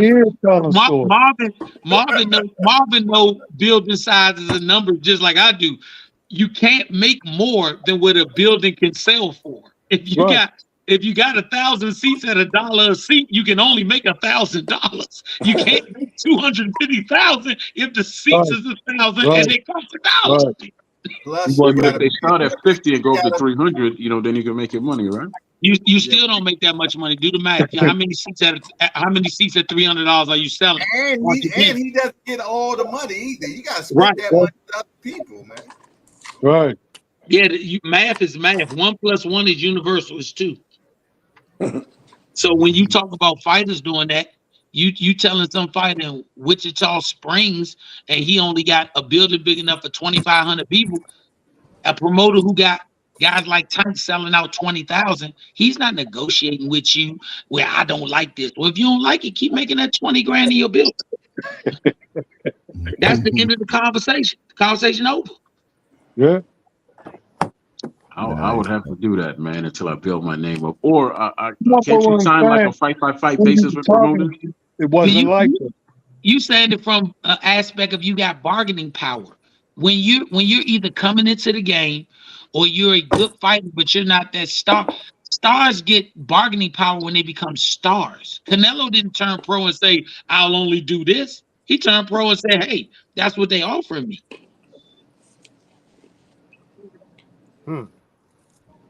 Hey Marvin, you were saying outside noise. Can you explain what you mean by that? What I'm saying is everybody in your ear, wasn't nobody there in the beginning when you first started out. Mm-hmm. As soon as they see the potential, everybody got all the answers for you. For example, with the internet, when the internet opened up to the world, these fighters, like, you got promoters and managers hitting them through their inboxes, talking about I can take your career here. Some fighters listen to it and go. But you got some loyal fighters that stay, but Right. there's so many people on the outside trying to pull them, man. Everywhere And they a go. lot of times they don't even have the proof as far as what they can do for you. All of his words, and you fall for the words, man. And they don't even have the proof, and you can raise somebody up from a pup, man. And then when it's time for you to do something together, when you see and know that they have a future, somebody else benefit all off all the work that you put in a person. Come with the money and take them. Yeah. Wow. That's why when you hear somebody say, I ain't gonna call no names, certain people is a great trainer. A lot of great trainers ain't start nobody from scratch. Right. Show me somebody you start from scratch if you're a great trainer. Yeah, a lot of inherit fights, Right. but they fighters Right. they never make a fighter. They inherit a fighter, and it's a You get a different. fighter undefeated. They make Yeah, a Hey, name. guys, 20 fights. we got royalty in the building. We got Dalia Duran, Roberto Duran's daughter, firstborn. Salute my sister. We're honored to have you. He says, How you doing today? Your father was outstanding, entertained us for many years, and still entertaining us. With a lot of his stuff on YouTube, we go back and watch. So salute to you, good sis. And get well, champ. Get well. He just had the pacemaker put in, man. Wow, I didn't know that. yeah, he was vicious, man. Look, he was my idol, man, coming up, man. He was a savage, man. Yeah, I'm saying he And was. then, he like was I a beast. always said, what I was gonna say, he never got credit for his elusiveness either. He was hard to hit. On top Yeah. of all that, Hagler Yeah. gave him credit for that. Hagler gave him a lot of credit for that. I'll tell you, that first fight in Montreal with Sugar Ray Leonard, whoo, talk about blood and guts. Man, I went to see that at a closed circuit place, and the fight stopped in the middle of it. There was a riot. He came back on, the riot stopped, and everybody was watching the fight again. It was truly a fight to remember. And, Roberto Duran, one of the great ones, man. Everybody's got a Roberto Duran story, and everybody's got Roberto Duran's in their heart. You know what I'm saying, bro? And we're lucky. The OGs, we got Roberto Duran's firstborn daughter coming in to listen to us tonight. So we got to be doing something right. That's all right, man. Yes. Oh, Duran is a beast, bro. Whoa. I used to love him. Didn't he spar with Chavez at one point? Or there was talks about them doing like exhibition at one point. He was one of the four kings, my brother. Woo. The real four kings. Mm-hmm. Oh, I've been seeing lately they trying to throw Benitez's name in that bunch. I can't give them that. They should have threw his name in there along with Mike McCollum. Yeah. And I ran Barkley too, but see, Well, there's only four colors in the deck. You only got room for four kings. And when you whittle it down, those guys are the king of the crop. I ran Barkley for 3 of them. Yeah. We got Val Henderson. Val Henderson, I'm gonna bring him in. He's old enough, and he was a fighter, pro fighter. So I'm gonna bring him in. Barkley only fought Hearns. Barkley fought Hearns, Hagler, and Durant. He fought Hagler? When did No, Barkley he didn't fight? fight Hagler. He fought Hagler's brother. Robbie Sims. Yeah, he fought Hagler's brother. There it is, Val Henderson. It's in the chat, man. But man, Iran was a 3-time world champion, probably one of the most overachievers in boxing. And you know, I talked to him a couple of years ago. He's living in New York City and living paycheck to paycheck, month to month. But man, what memories! You watch Iran Barkley and Thomas Hearns, man. Thomas Hearns by Iran Barkley. And I love both of them, but man, Iran Barkley just had the hitman's number. Val Henderson, how you doing today, brother? I can't hear you. You on mute, brother. You're on mute. Okay, yeah, I was on mute. How y'all doing today, fellas? Finally getting on the show. How you doing? How you doing, bro? Hey, Val. Introduce yourself. Tell us a little bit about yourself, real quick, Val. All right. I don't know if there's any West Coast people on the panel, but I come out of Hoover Street Gym back in the day in the 80s on the West Coast, and then years after that, I came out of Gleason's Gym when it was on 30th and 8th Avenue. If anybody know anything about Gleason's.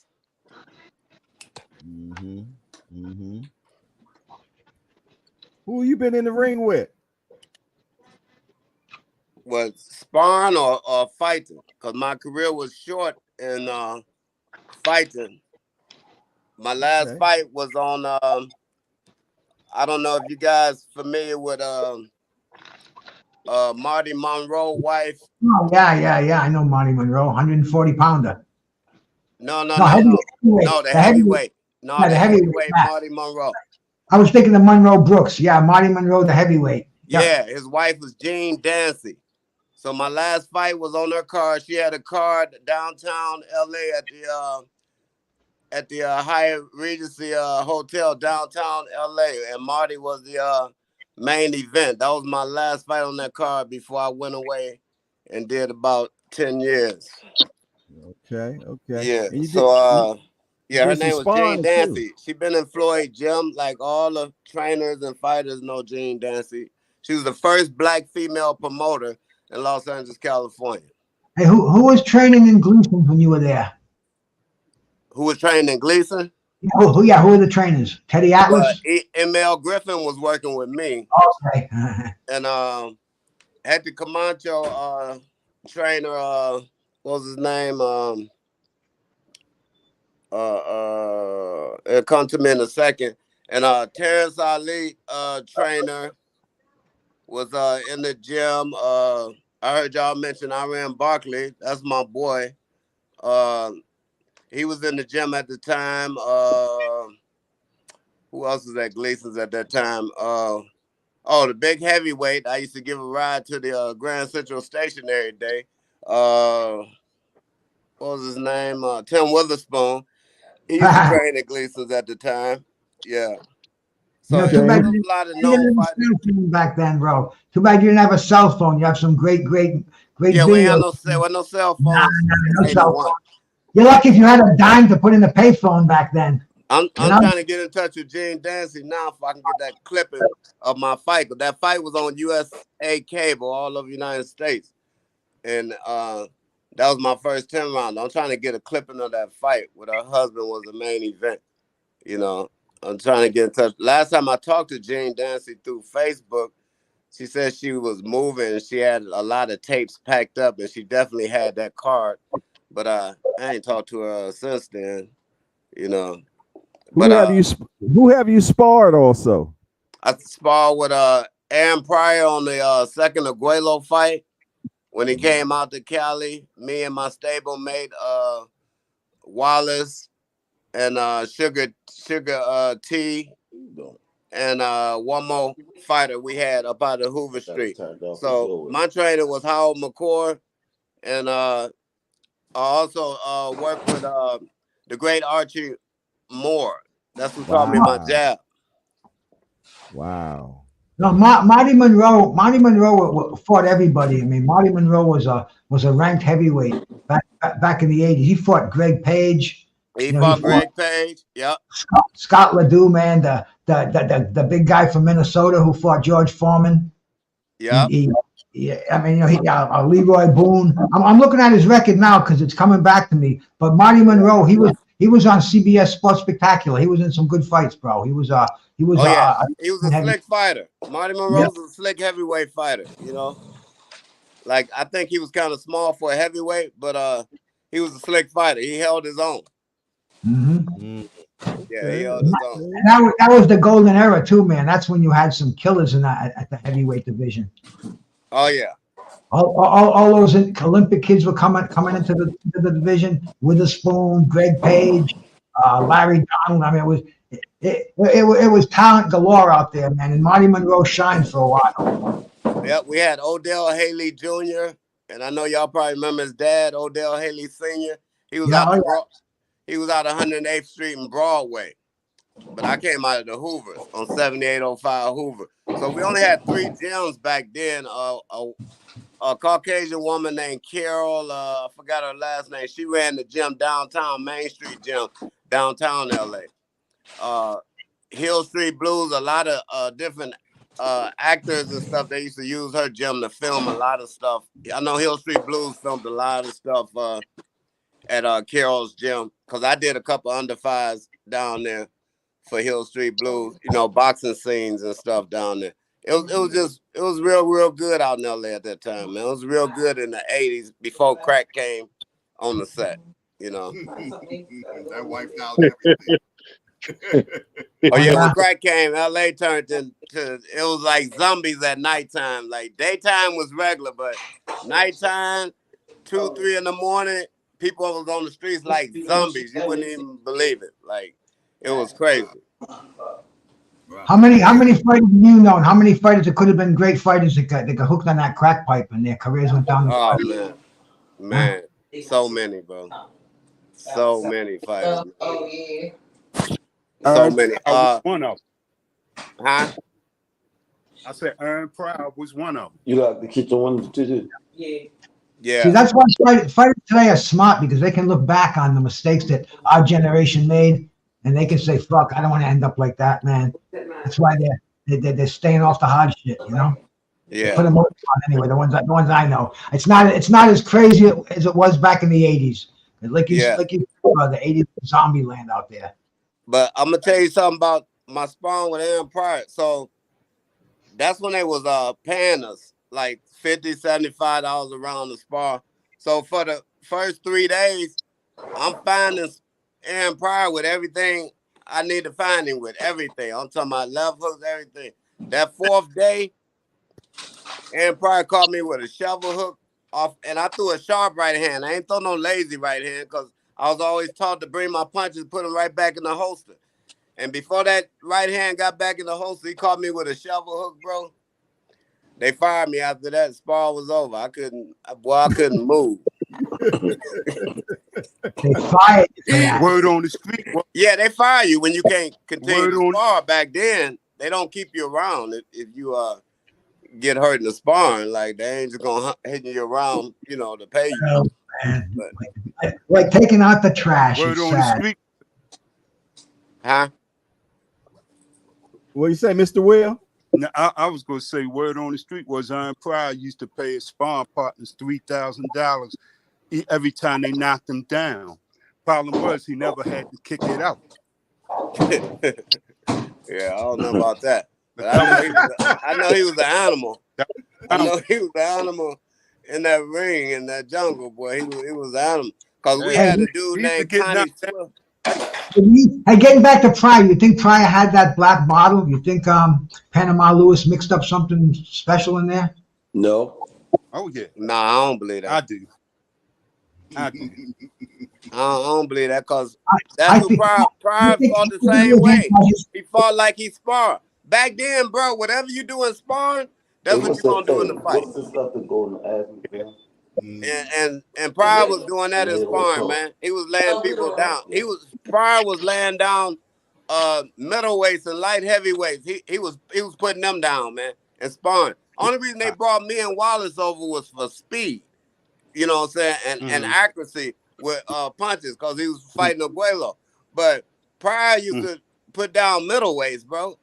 You know, at 140, putting down middleweights, bro. Now, how do you think he would have done with that mythical matchup against Sugar Ray Leonard? Sugar Ray Leonard and Aaron Pryor. Sugar Ray Leonard ducked Pryor for a minute, you know? He ducked him for a minute, bro. And by the time when he was going to fight him, I forgot what happened, what they were saying had happened, but it wasn't on Sugar Ray. But Buddy De La Rosa kind of fucked it up, didn't he? Yeah, it happened. Yeah, it wasn't on Sugar Ray because he had accepted the fight. It was about to go down, but something had happened, man. I don't remember. No, yeah, it was Pryor's manager didn't sign the contract, and the fight never went down. But right, yeah, but you think Pryor would have beat Leonard at that time because you knew both of them in their prime. I don't know because Leonard was a machine, man. Like Leonard was the only fight. See, and this is how I would train fighters when I get back to trying to fight. I had a nice Puerto Rican fighter when I stayed in Rochester, New York, that I had just turned out to pro. But the way I would train fighters and what I don't see fighters doing today is what Boots is kind of doing it, you know, picking up them punches, man, and throwing punches and bunt like 6s and 8s. You know, we used to roll off combination. These fighters, man, try to one pot shot you, trying to knock you. I'm talking about lighter weights, not no heavyweight. I'm talking about the lighter weights. Ain't even throwing enough punches, man. We used to have to throw, bro, like 70 to 100 jabs, like, around. You had to do that in sparring. The left hand had to take off, or if you was southpaw, your right hand had to stay out there. Like, the things that a lot of trainers I see that work on with fighters, you know, not your good trainers, but a lot of trainers coming aboard now, like, they don't do that old school stuff, bro. And you can see it in their fighters. Like, I've seen fights where I can count how many fights without using both my toes, just using both my hands and see how many punches they throw around, bro. That was unheard of in the 80s. But we always threw over 50, 60, 70, 80 punches around, man. Always. You got a lot of YouTube trainers, man. Yeah, you got a lot of guys that never even watched boxing until cable TV came. Yeah. They don't know nothing. They don't know nothing about boxing before cable TV.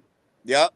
Don't know how to prepare a fighter. I hear these fighters bragging about that it's a myth. I heard Ryan Garcia talking about it's a myth about not having sex before a fight. That ain't no myth, man. Your legs is gonna go if you have sex prior to a fight, a day or two, a week or two before a fight. If somebody hit you with a good shot, the first effect you gonna feel is in your legs from having sex. That is not a myth, bro. That is for and real. Also, you mentally kill yourself. Yeah, you gonna mentally be losing in your mind because you know what you did. See, whatever fighter cheat the game, you get away with it a few times, and you think right. You hear somebody say it, they say that's the myth. Because you get away with it a few times. You know what I'm saying? Now certain fighters, because I heard Muhammad Ali, some great stories about him, like in the dressing room the day of the fight. I don't know how true it is, but certain fighters get away with it, man, but certain can't get away with it because, see, fighters have nervous conditioning, so they do what they need to do to calm their nerves. And I don't care what fighter you is, in that dressing room, when them hands getting wrapped, and all that, bruh, a certain nerve, I ain't gonna say fear, but a certain nerve come about you. The bright lights, the people, it comes about you. Because majority of my fights, even my preliminary fight, my 4s and 6s and 8s was always at the Olympic Auditorium downtown. If anybody know anything about LA, you're gonna be fighting Mexicans. You're gonna be fighting Mexicans all the time. So they ever throw coins at you down there, Val? They ever throw coins at you at the Olympic? I ever did what? They ever throw coins at you? Coins? Coins. Oh yeah, the Mexicans they bombard that ring with them silver dollars when they get an exciting fight. That's an honor to get coined on at the Olympic. Oh no, I don't know about the coin. I know the coin thing. I'm talking about Ruben Alvarez, Carlos Zarate, Danny Little Red Lopez, Bobby Chacon. I seen Bobby Chacon fight. I seen Pepino Cuevas fight. What other fight? Floyd's uncle Roger. You know, I seen him fight. You know, the Mexicutioner. Yeah. So I've been to a bunch of good fights, but my trainer Howard McCoy and Archie Moore, you know, they was real known in LA. You know, big time. I got a question for the chat, man. When you want to watch a boxing match, who is your go-to guy to watch these days, man? Where you like, man, I can't wait to show how they fight. That's gonna be Tank Davis, man, hands down. Okay. That's gonna be Tank Davis, bro. That's gonna be Tank Davis. And for me, it's gonna be Shakur Stevenson. You know, for me, that's my fighter. I just wish I was able to get with his granddad and bring some type of enlighten in on the training camp. Because if Shakur could get to that old school putting punches and bunches with his defense game, he'll be a cold-blooded fighter, bro. But he ain't letting enough hands go for me. And I always said that. Them hands don't go enough for me, man. I ain't even talking about the last fight with Santos. I don't know what that was. He said he was hurt or whatever. I'm talking about even before then, them hands don't go enough when you got that defense like that, man. When your defense slick as that, bro, them hands need to be going. And you quick too, you know, so, you know, a lot of people think it's the ticker. I mean, I just gonna put it out there. Like, bro, you can tell a fighter that come with his chest and to come with his talent. It's a difference. You know what I'm saying? So if you got talent and chest, like a Javante, that's a dangerous ass fighter, bro. Dangerous fighter. That's a dangerous fighter right there. Only thing, like, if you want to see a minus in Devontae game, it'll just be something that he can't help, like his size and stuff. So if it ever come a fighter in his weight classes that's extra big and still got, you know, the same tools he got, that could be a difficult, you know, fight for him. But his mental, his IQ, man, is what be thinking in there. But he got good trainers. He got old school trainers. That's the difference. Old school. Bruce Gas, who you love to see? Who would I love to see come back from the old days to box today? No. Oh, hold on. See, oh man, I'm a knockout man. I like watching Tank Davis fight, bro. you know you're not going to go to sleep like we did last night with the fucking big you baby. Miss out on everything. You know, I love the knockouts. I liked watching Deontay Wilder when he was in his prime because we knew that somebody was going to sleep, and you know, that's the way it was. I come from the old school, man. I liked watching Aaron Pryor when he boxed. Aaron Pryor was going to take you out. You know, George Foreman was going to knock you out. Ernie Shavers. These are the fighters that excite me. Don't get me wrong. I love to see a good boxing match, but you know, my meat and potatoes of boxing to me is the knockout. A complete fighter has to have that KO punch. Oh, Bud Crawford too, man. I forgot Bud Crawford. Okay. Troy Graham experience. Who do you love to watch box now? And you were like, man, I wish I could tell you it was one fighter, but if I had to pick just one, I would have to say Crawford because he gives you both. He could box you, he could take you out, and I just like watching him work in there. You know, I really appreciate. I just appreciate what he brings. Me too. Yeah. Bernard Hackett.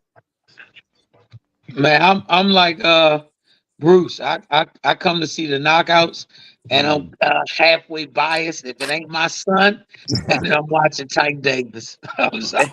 Who is your Both son? Who is your son? Jaleel Major Haggett, and like I Haggett. said, Okay. I come for the knockouts like Bruce. So I know both of them gonna give me what I came for. Haggett 147, right? Yeah, Yeah. Okay. I'm hip to him. Yeah. Yeah. yeah. I'm like Bruce, man. Marvin, when you want to see a good fight, who you want to see?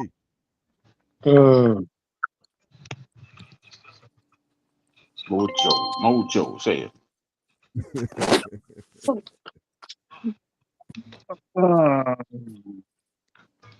I don't know, sir.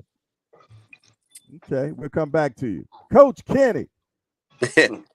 That's a no-brainer. Right. That's a no-brainer. That's a no-brainer. Devin Haney, right? Devin Haney. Let's make the internet move real quick. Let's make the internet move real quick. Javante Davis, man, the face of boxing. Who is your next one, Kenny? Jaleel Hackett. Okay. All right. Okay. They guaranteed when them two fight, something guaranteed big is gonna happen. It's gonna pop off. Yeah. Now, where's Haggett from? Like, what state he fighting out of? DC. DC. Okay. Because y'all know I'm up here in Cleveland now. Because my mom got sick, so I've been up here for a couple of years. So I'm up here with those the brothers that fought last night. Right. Masons. Right. Yeah, the Masons. I'm up here with them. I like that kid. Yeah. Man. I like him a lot. All them can fight. All them can fight. Yeah, all them boys can fight. I All seen them them in can the gym. I've been down to the gym a couple of times. They down there by Glenville, off St. Clair, and yeah, they do their thing. Like they dad be on them, you know. Yeah, we got to spar with them in the amateurs, and they was all good. The oldest brother all the way down, all of them was good fighters. Yeah. Now that's another thing about my story, man. I ain't have not one amateur fight. Nah, Archie Moore and Howard McCoy. After I trained for about a year with the pros in the gym, they took me downtown LA, got my license. And because I always spar with pros, I never had a style of fighting. I always had a thinking, play stuff here. You know, they just turned me out from a pro level. Cause I didn't want to box. I ain't even mean to box.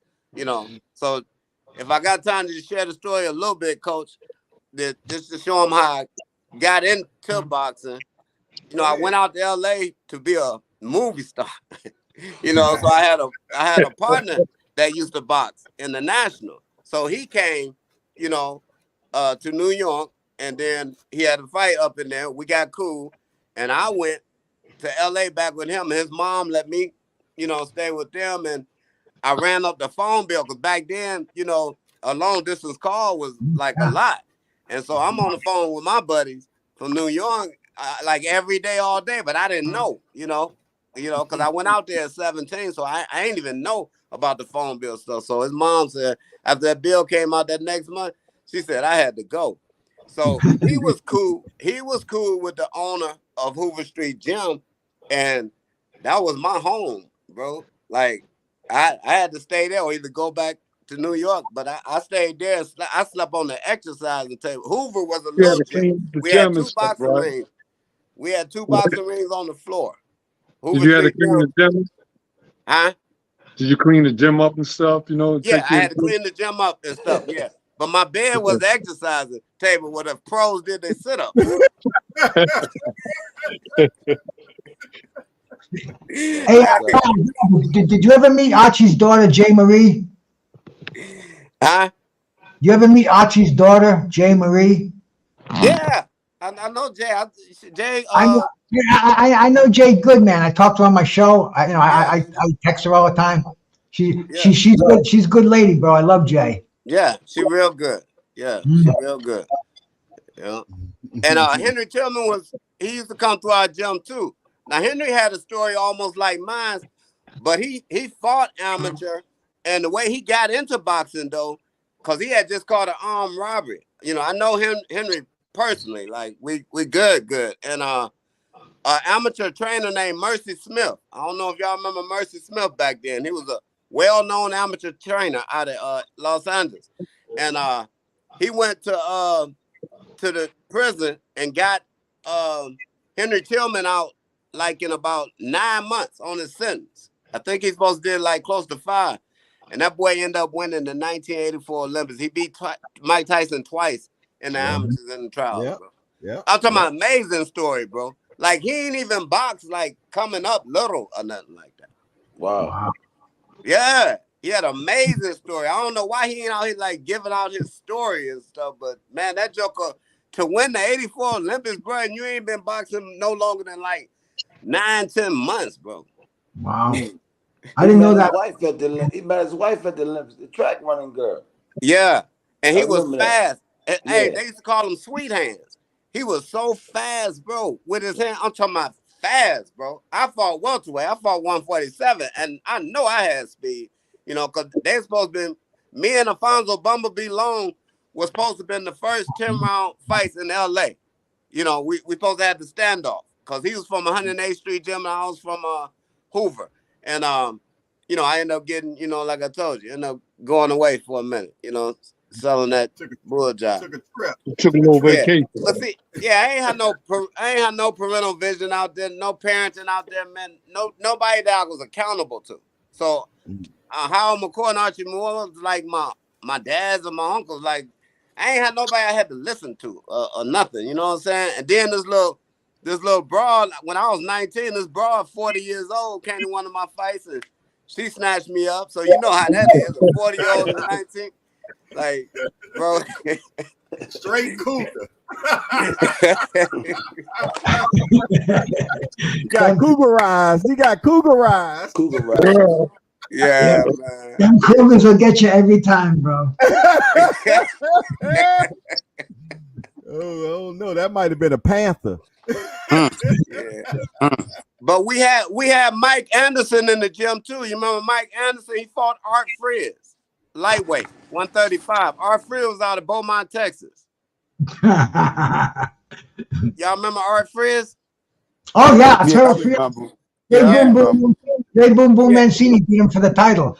Yeah. Arturo Frias- Yeah, Alfredo knocked him out, then Boom Boom stopped him. Right, Yeah. right. Took Yeah. the title. So and he also got stopped by Bobby Chacon later in his career.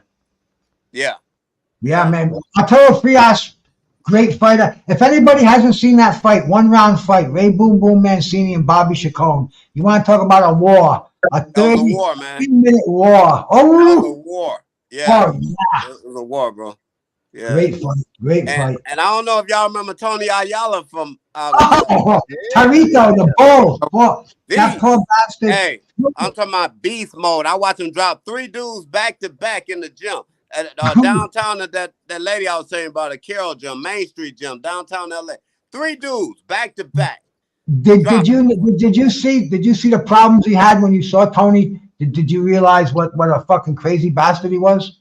Oh, heck yeah, man. Tony was wild, bro. He was wild. He was sick. He was raping women, bro. Yeah. Yeah. He ain't one. If you give it to him, he gonna run serial from you. If you try to give it to him, he gonna run. Fucking. You know, he could have fought Roberto Duran. He was geared. He was on track for a world title. He was on. Yep. In fact, he was supposed to fight Roberto Duran in Madison Square Garden. They were talking about him and Hagler. Yeah. He was going to fight Hagler. He was the kid, man. He was so tough back in the 80s. Yeah. Tough, But he had that problem, bro. He spit on you. He knocked you out and then he spit on you. That's the kind of a fucking guy he was. Yeah. Hey, but Hector wasn't no different. Hector was mean as hell at Gleason's on Thursday. I sparred with Hector a few times. Him and Terrence Ali. Y'all don't remember Terrence Ali, huh? Oh yeah, I remember Terrence Ali. Terrence Yeah. Ali is the only fighter I remember in him too. history. When the bell ring, he sprint to you to the other side. Don't no fighters even do that no more. And then you had the Vera West No, brothers. Jaleel Hackett does that. Oh, Jamel do that? Yeah, He Jaleel sprint to does the other that. side? Yeah, he does. Yes, Did he y'all get that does. from Terrence Ali? Because that was Terrence Ali trademark. He did it every fight. Go back and watch his fights. He did it every fight. Bell ring, he's sprinting over there, baby. Tony just has so much nervous energy. He just go over there and get busy. He just go get busy. Wow. That's something, man. Yeah, man. But yeah, Hector, man, was like, Hector was on the on the racist tip, bro. I ain't even gonna lie. I just put it out there, man. You know, and I Right. work with his son in Rochester. His son came to Rochester about I know his 8 kid. I years talked to ago. Hector Jr. I had him on my show a couple of weeks ago. He sent me an autographed T-shirt. Great guy. And one thing I got to say about Hector Camacho Jr., he loves his weed, and he's an advocate. Yeah, he would never get in shape. I told him in Rochester, look, this was only about 8 years ago, 9 years ago, bro. He had a show up there, wasn't in shape or nothing. You know what I'm saying? And I helped this corner work with him. Like, Junior, what you gonna do, bro? You ain't nothing like your dad, bro.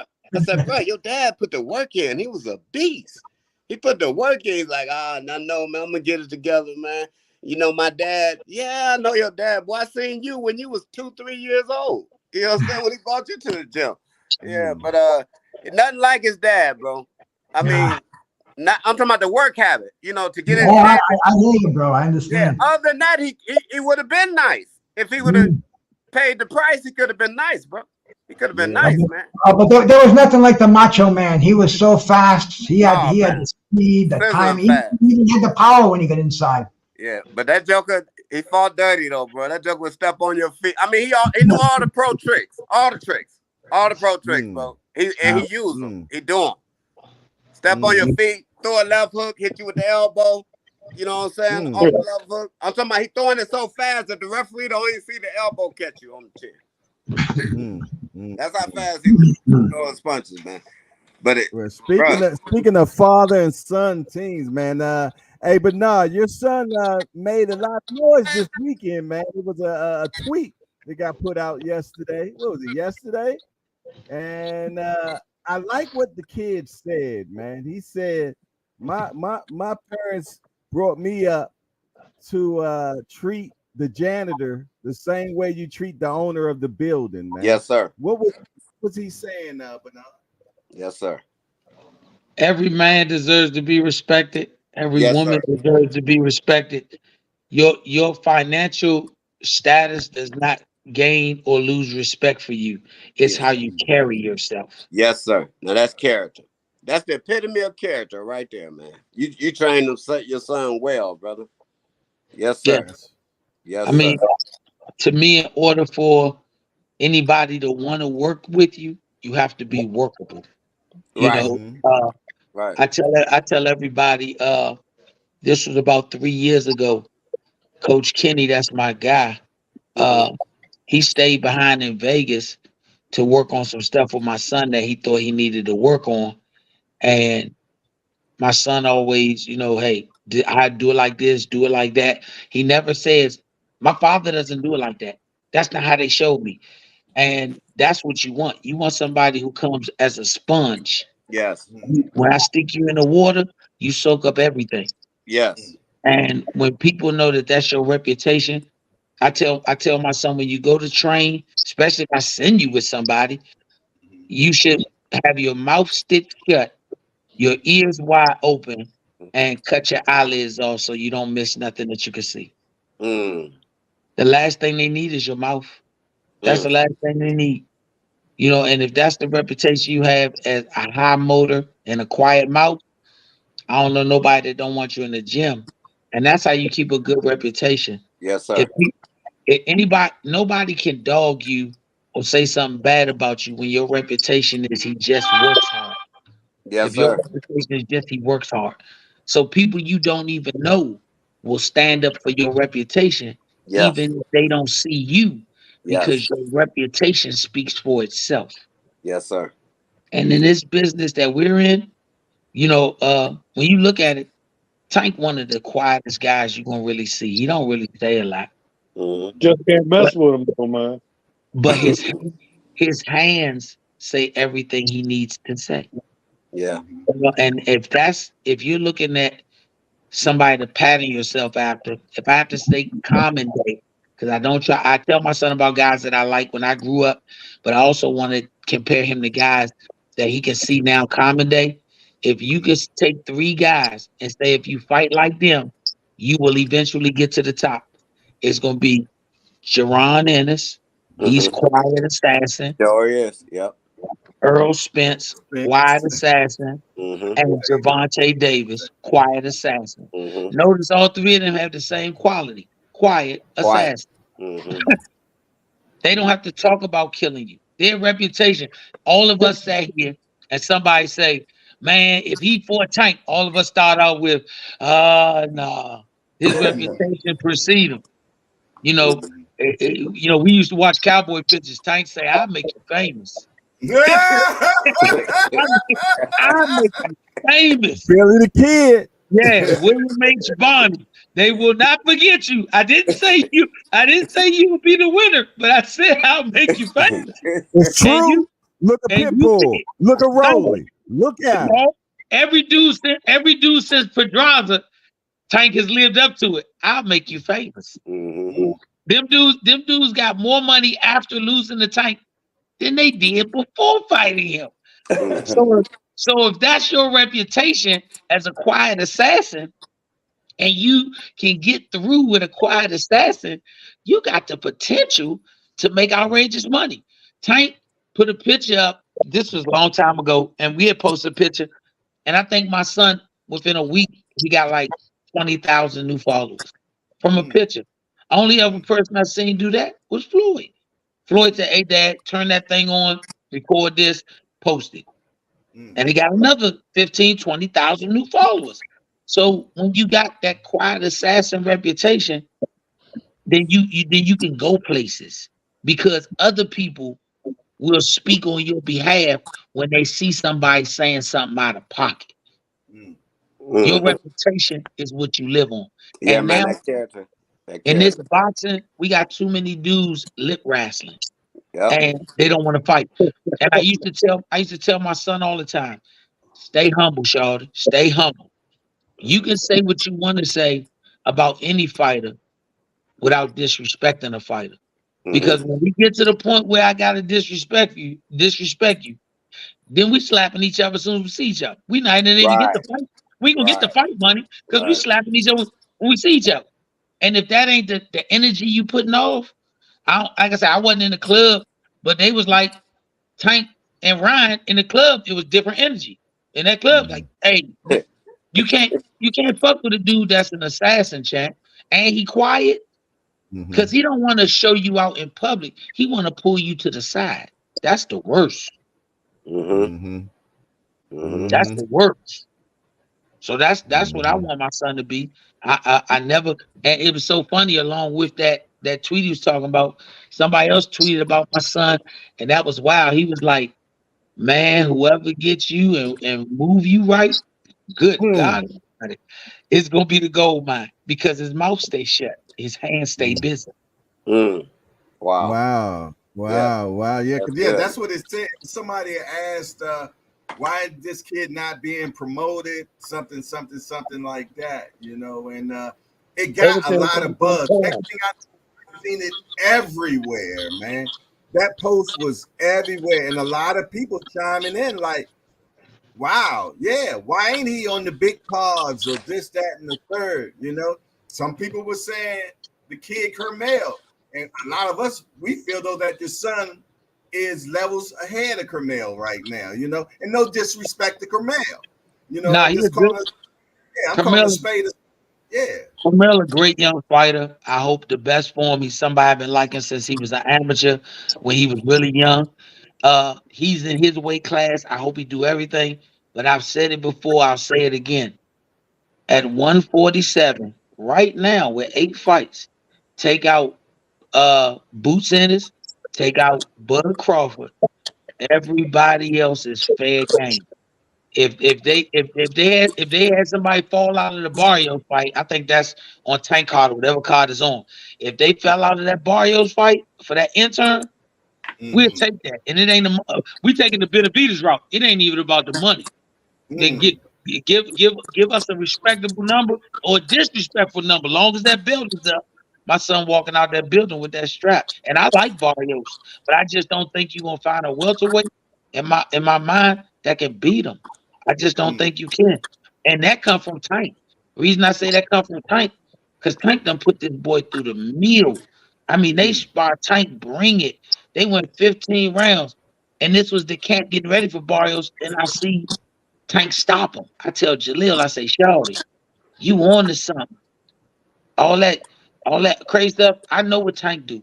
Like I said, that man don't bite his tongue, and he don't read no contract. He say, nigga, let's fight. He ain't trying to dissect where, that man a dog. And if you got your kid around dogs, he can't help but be a dog or become a surgeon. One or the other. Hey, Coach Kenny tell you this. All you fighters, Coach Marvin, Kenny, I know them. Bruce, I hear everything you say. Boxing has made more professionals and other shit than any other thing on planet Earth. Hell yeah. Hell yeah. Yep. This the only sport you can't play. This the only sport you can't play. Nah, you can't talk it either. Yeah. Yeah, because you get punched in the mouth. Right. That sparring session they had, boy, you could have sold tickets to that one. Man. They went 15 straight rounds. And y'all don't see Coach Kenny work nobody corner except for his guys. He worked Jaleel corner because he know what he put in. He said, I gotta come out here. And that's why I feel comfortable saying that, because the top guys, once again, how Coach Kenny and Coach Calvin, not coaches of the year, and Gervonta Davis is fighter of the year. Yeah, I never understood how that could happen. Yeah, when Floyd was fighter of the year, his father that should almost go synonymous with each other. The fighter of the year had a coach. I ain't never seen a motherfucker do coach himself. So if the fighter of the year is telling me that your son ready, right? Kenny say, hey, Shawty ready for a big one now. Coach Calvin told Jaleel after that sparring, we had 3 weeks left. He said, you're done. No more sparring for you. We didn't spar no more. He said he's already peaked. We good. He passed the test. Shit. So for me, it ain't nothing. I don't care about rattling the cages, because Kenny and them say he ready, and I respect them. If you give us anybody but Bud Crawford and Jerron Ennis, Earl done moved up. So you give us anybody else. So what about that boy over there where you at? What's their name? The Russells. The Russell boys. They won 40. Oh, they won 40. 135, 140, and they like family. I respect, even if we fall out, they like family. That's not a fight I would be looking for.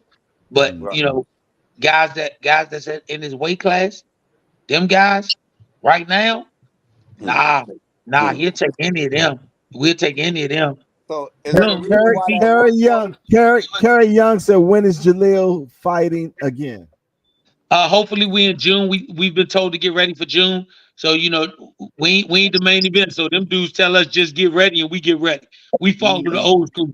Kenny called me on the phone in the past and said, tell Jaleel get ready. He ain't got to tell me no calls. We just know get ready.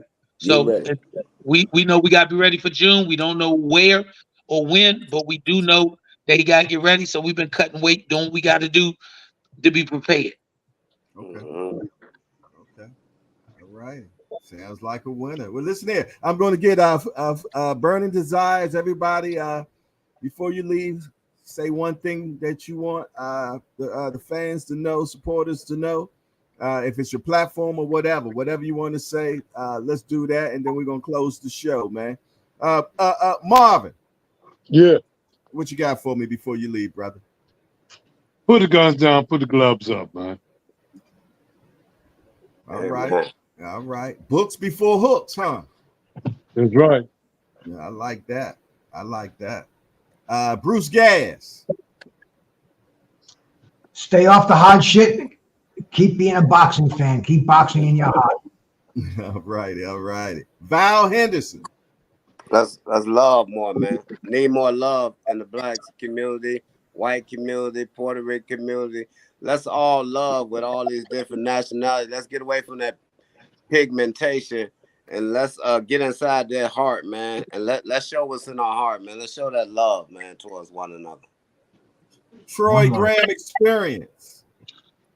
I agree with what brother says, and also tomorrow night there's a return of the Troy Graham Experience. So that man above me is going to be my guest on the show to discuss the No Hooks Before Books program. So look out for that tomorrow night on the Troy Graham Experience. The champion maker, Marvin McDowell, will be on the Troy Graham Experience talking about his how he built the No Hooks Before Books program.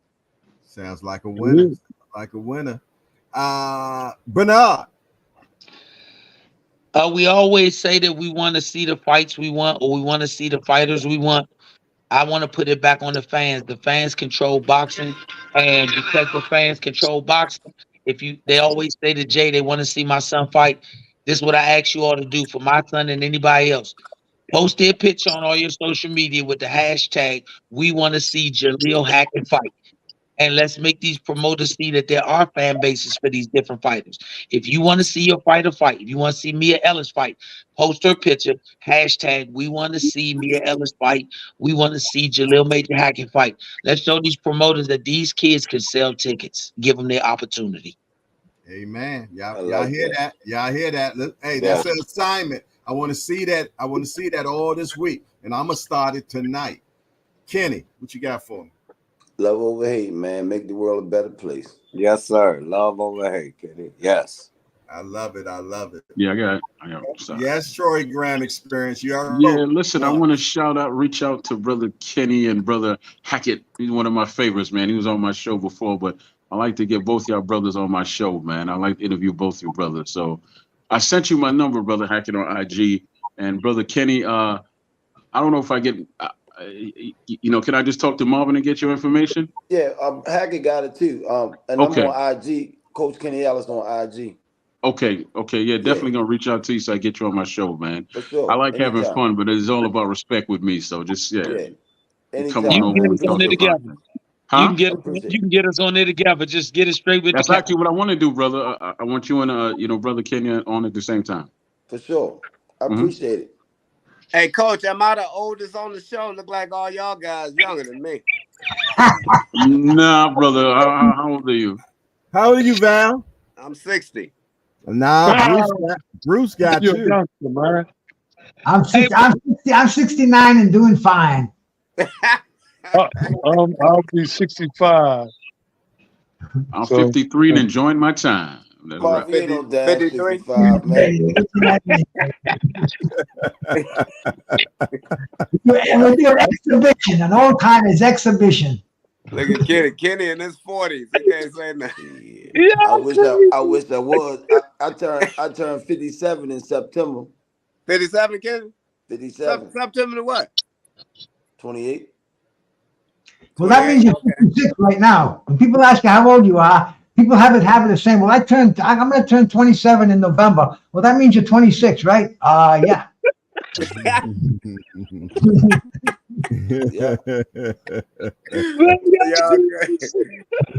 Coach, I like this, man. I'm gonna come back, man. I like this old school stuff. I ain't gotta worry about getting cussed out, being called a B and all that crazy. No, we don't. That's not tolerated around here. Yeah, I don't play that with them youngsters, man. And they don't even know who they be talking to. They don't even know, man. It's a phone call, man, and everything will be surrounded you love, man. But I don't even mess with it. I to be honest with you, this is one of the few shows I could come on and actually could be quiet. If y'all notice, I was quiet today for a long time. I was just listening. Because sometimes it makes more sense to listen than it is to run your mouth, you know? You're learning. Well, no, but I was always taught that the largest room in the world, right, is actually room for experience. Well, see that? There you go. The largest room in the world is room for experience, hence the name. And that's a Troy Graham Experience. Yeah, and you're right. And you're the youngster in here too. So mind your man. Always keep your cup half full. You always have room to take more in. Well, listen here, fellas, man. I appreciate everybody that showed up, man, and made another amazing show. There's no show like this on YouTube. They might try to imitate it, but they can never duplicate it, man. And I appreciate you all, man, because you're all the real ones, man. And we set an example right now that these type of things can be done without cursing each other out and talking about each other's mama, man. So we setting big examples, and I salute each and every one of y'all on the panel. What you say about my mama? I appreciate you being on here, man. I ain't be got no weapons, man. Also, Brother Hackett, man, I'm coming back to Maryland in May to see my auntie, man. It's her birthday, so I'm gonna find out where your gym is. I might pop by and I might do a live from your gym if that's cool with you. Come on by. All right, brother. All right. Yeah. All right. That's what's up. All right, y'all. I'll see y'all next week. Y'all take it easy. All right. All right, guys. Take it easy. Yeah, I'm All going. right. And to the chat, hey, Val, make sure you hit me on IG and send me your telephone number, okay? Got you. Okay, so that way I'll have the link and I'll have you in the Old Timers chat. We have a chat. Okay, so your IG is J Hardcore. No, Hardcore Boxing News. Hardcore Boxing News. Got you. Right. Also, right, Brother Jay, man, you telling people sending you hate mail because I'm on your show. Tell them, love, man. The world needs love. I ain't told nobody to send you no hate mail, man. No, man. I don't know if you were joking the other day. You said you gave hate mail.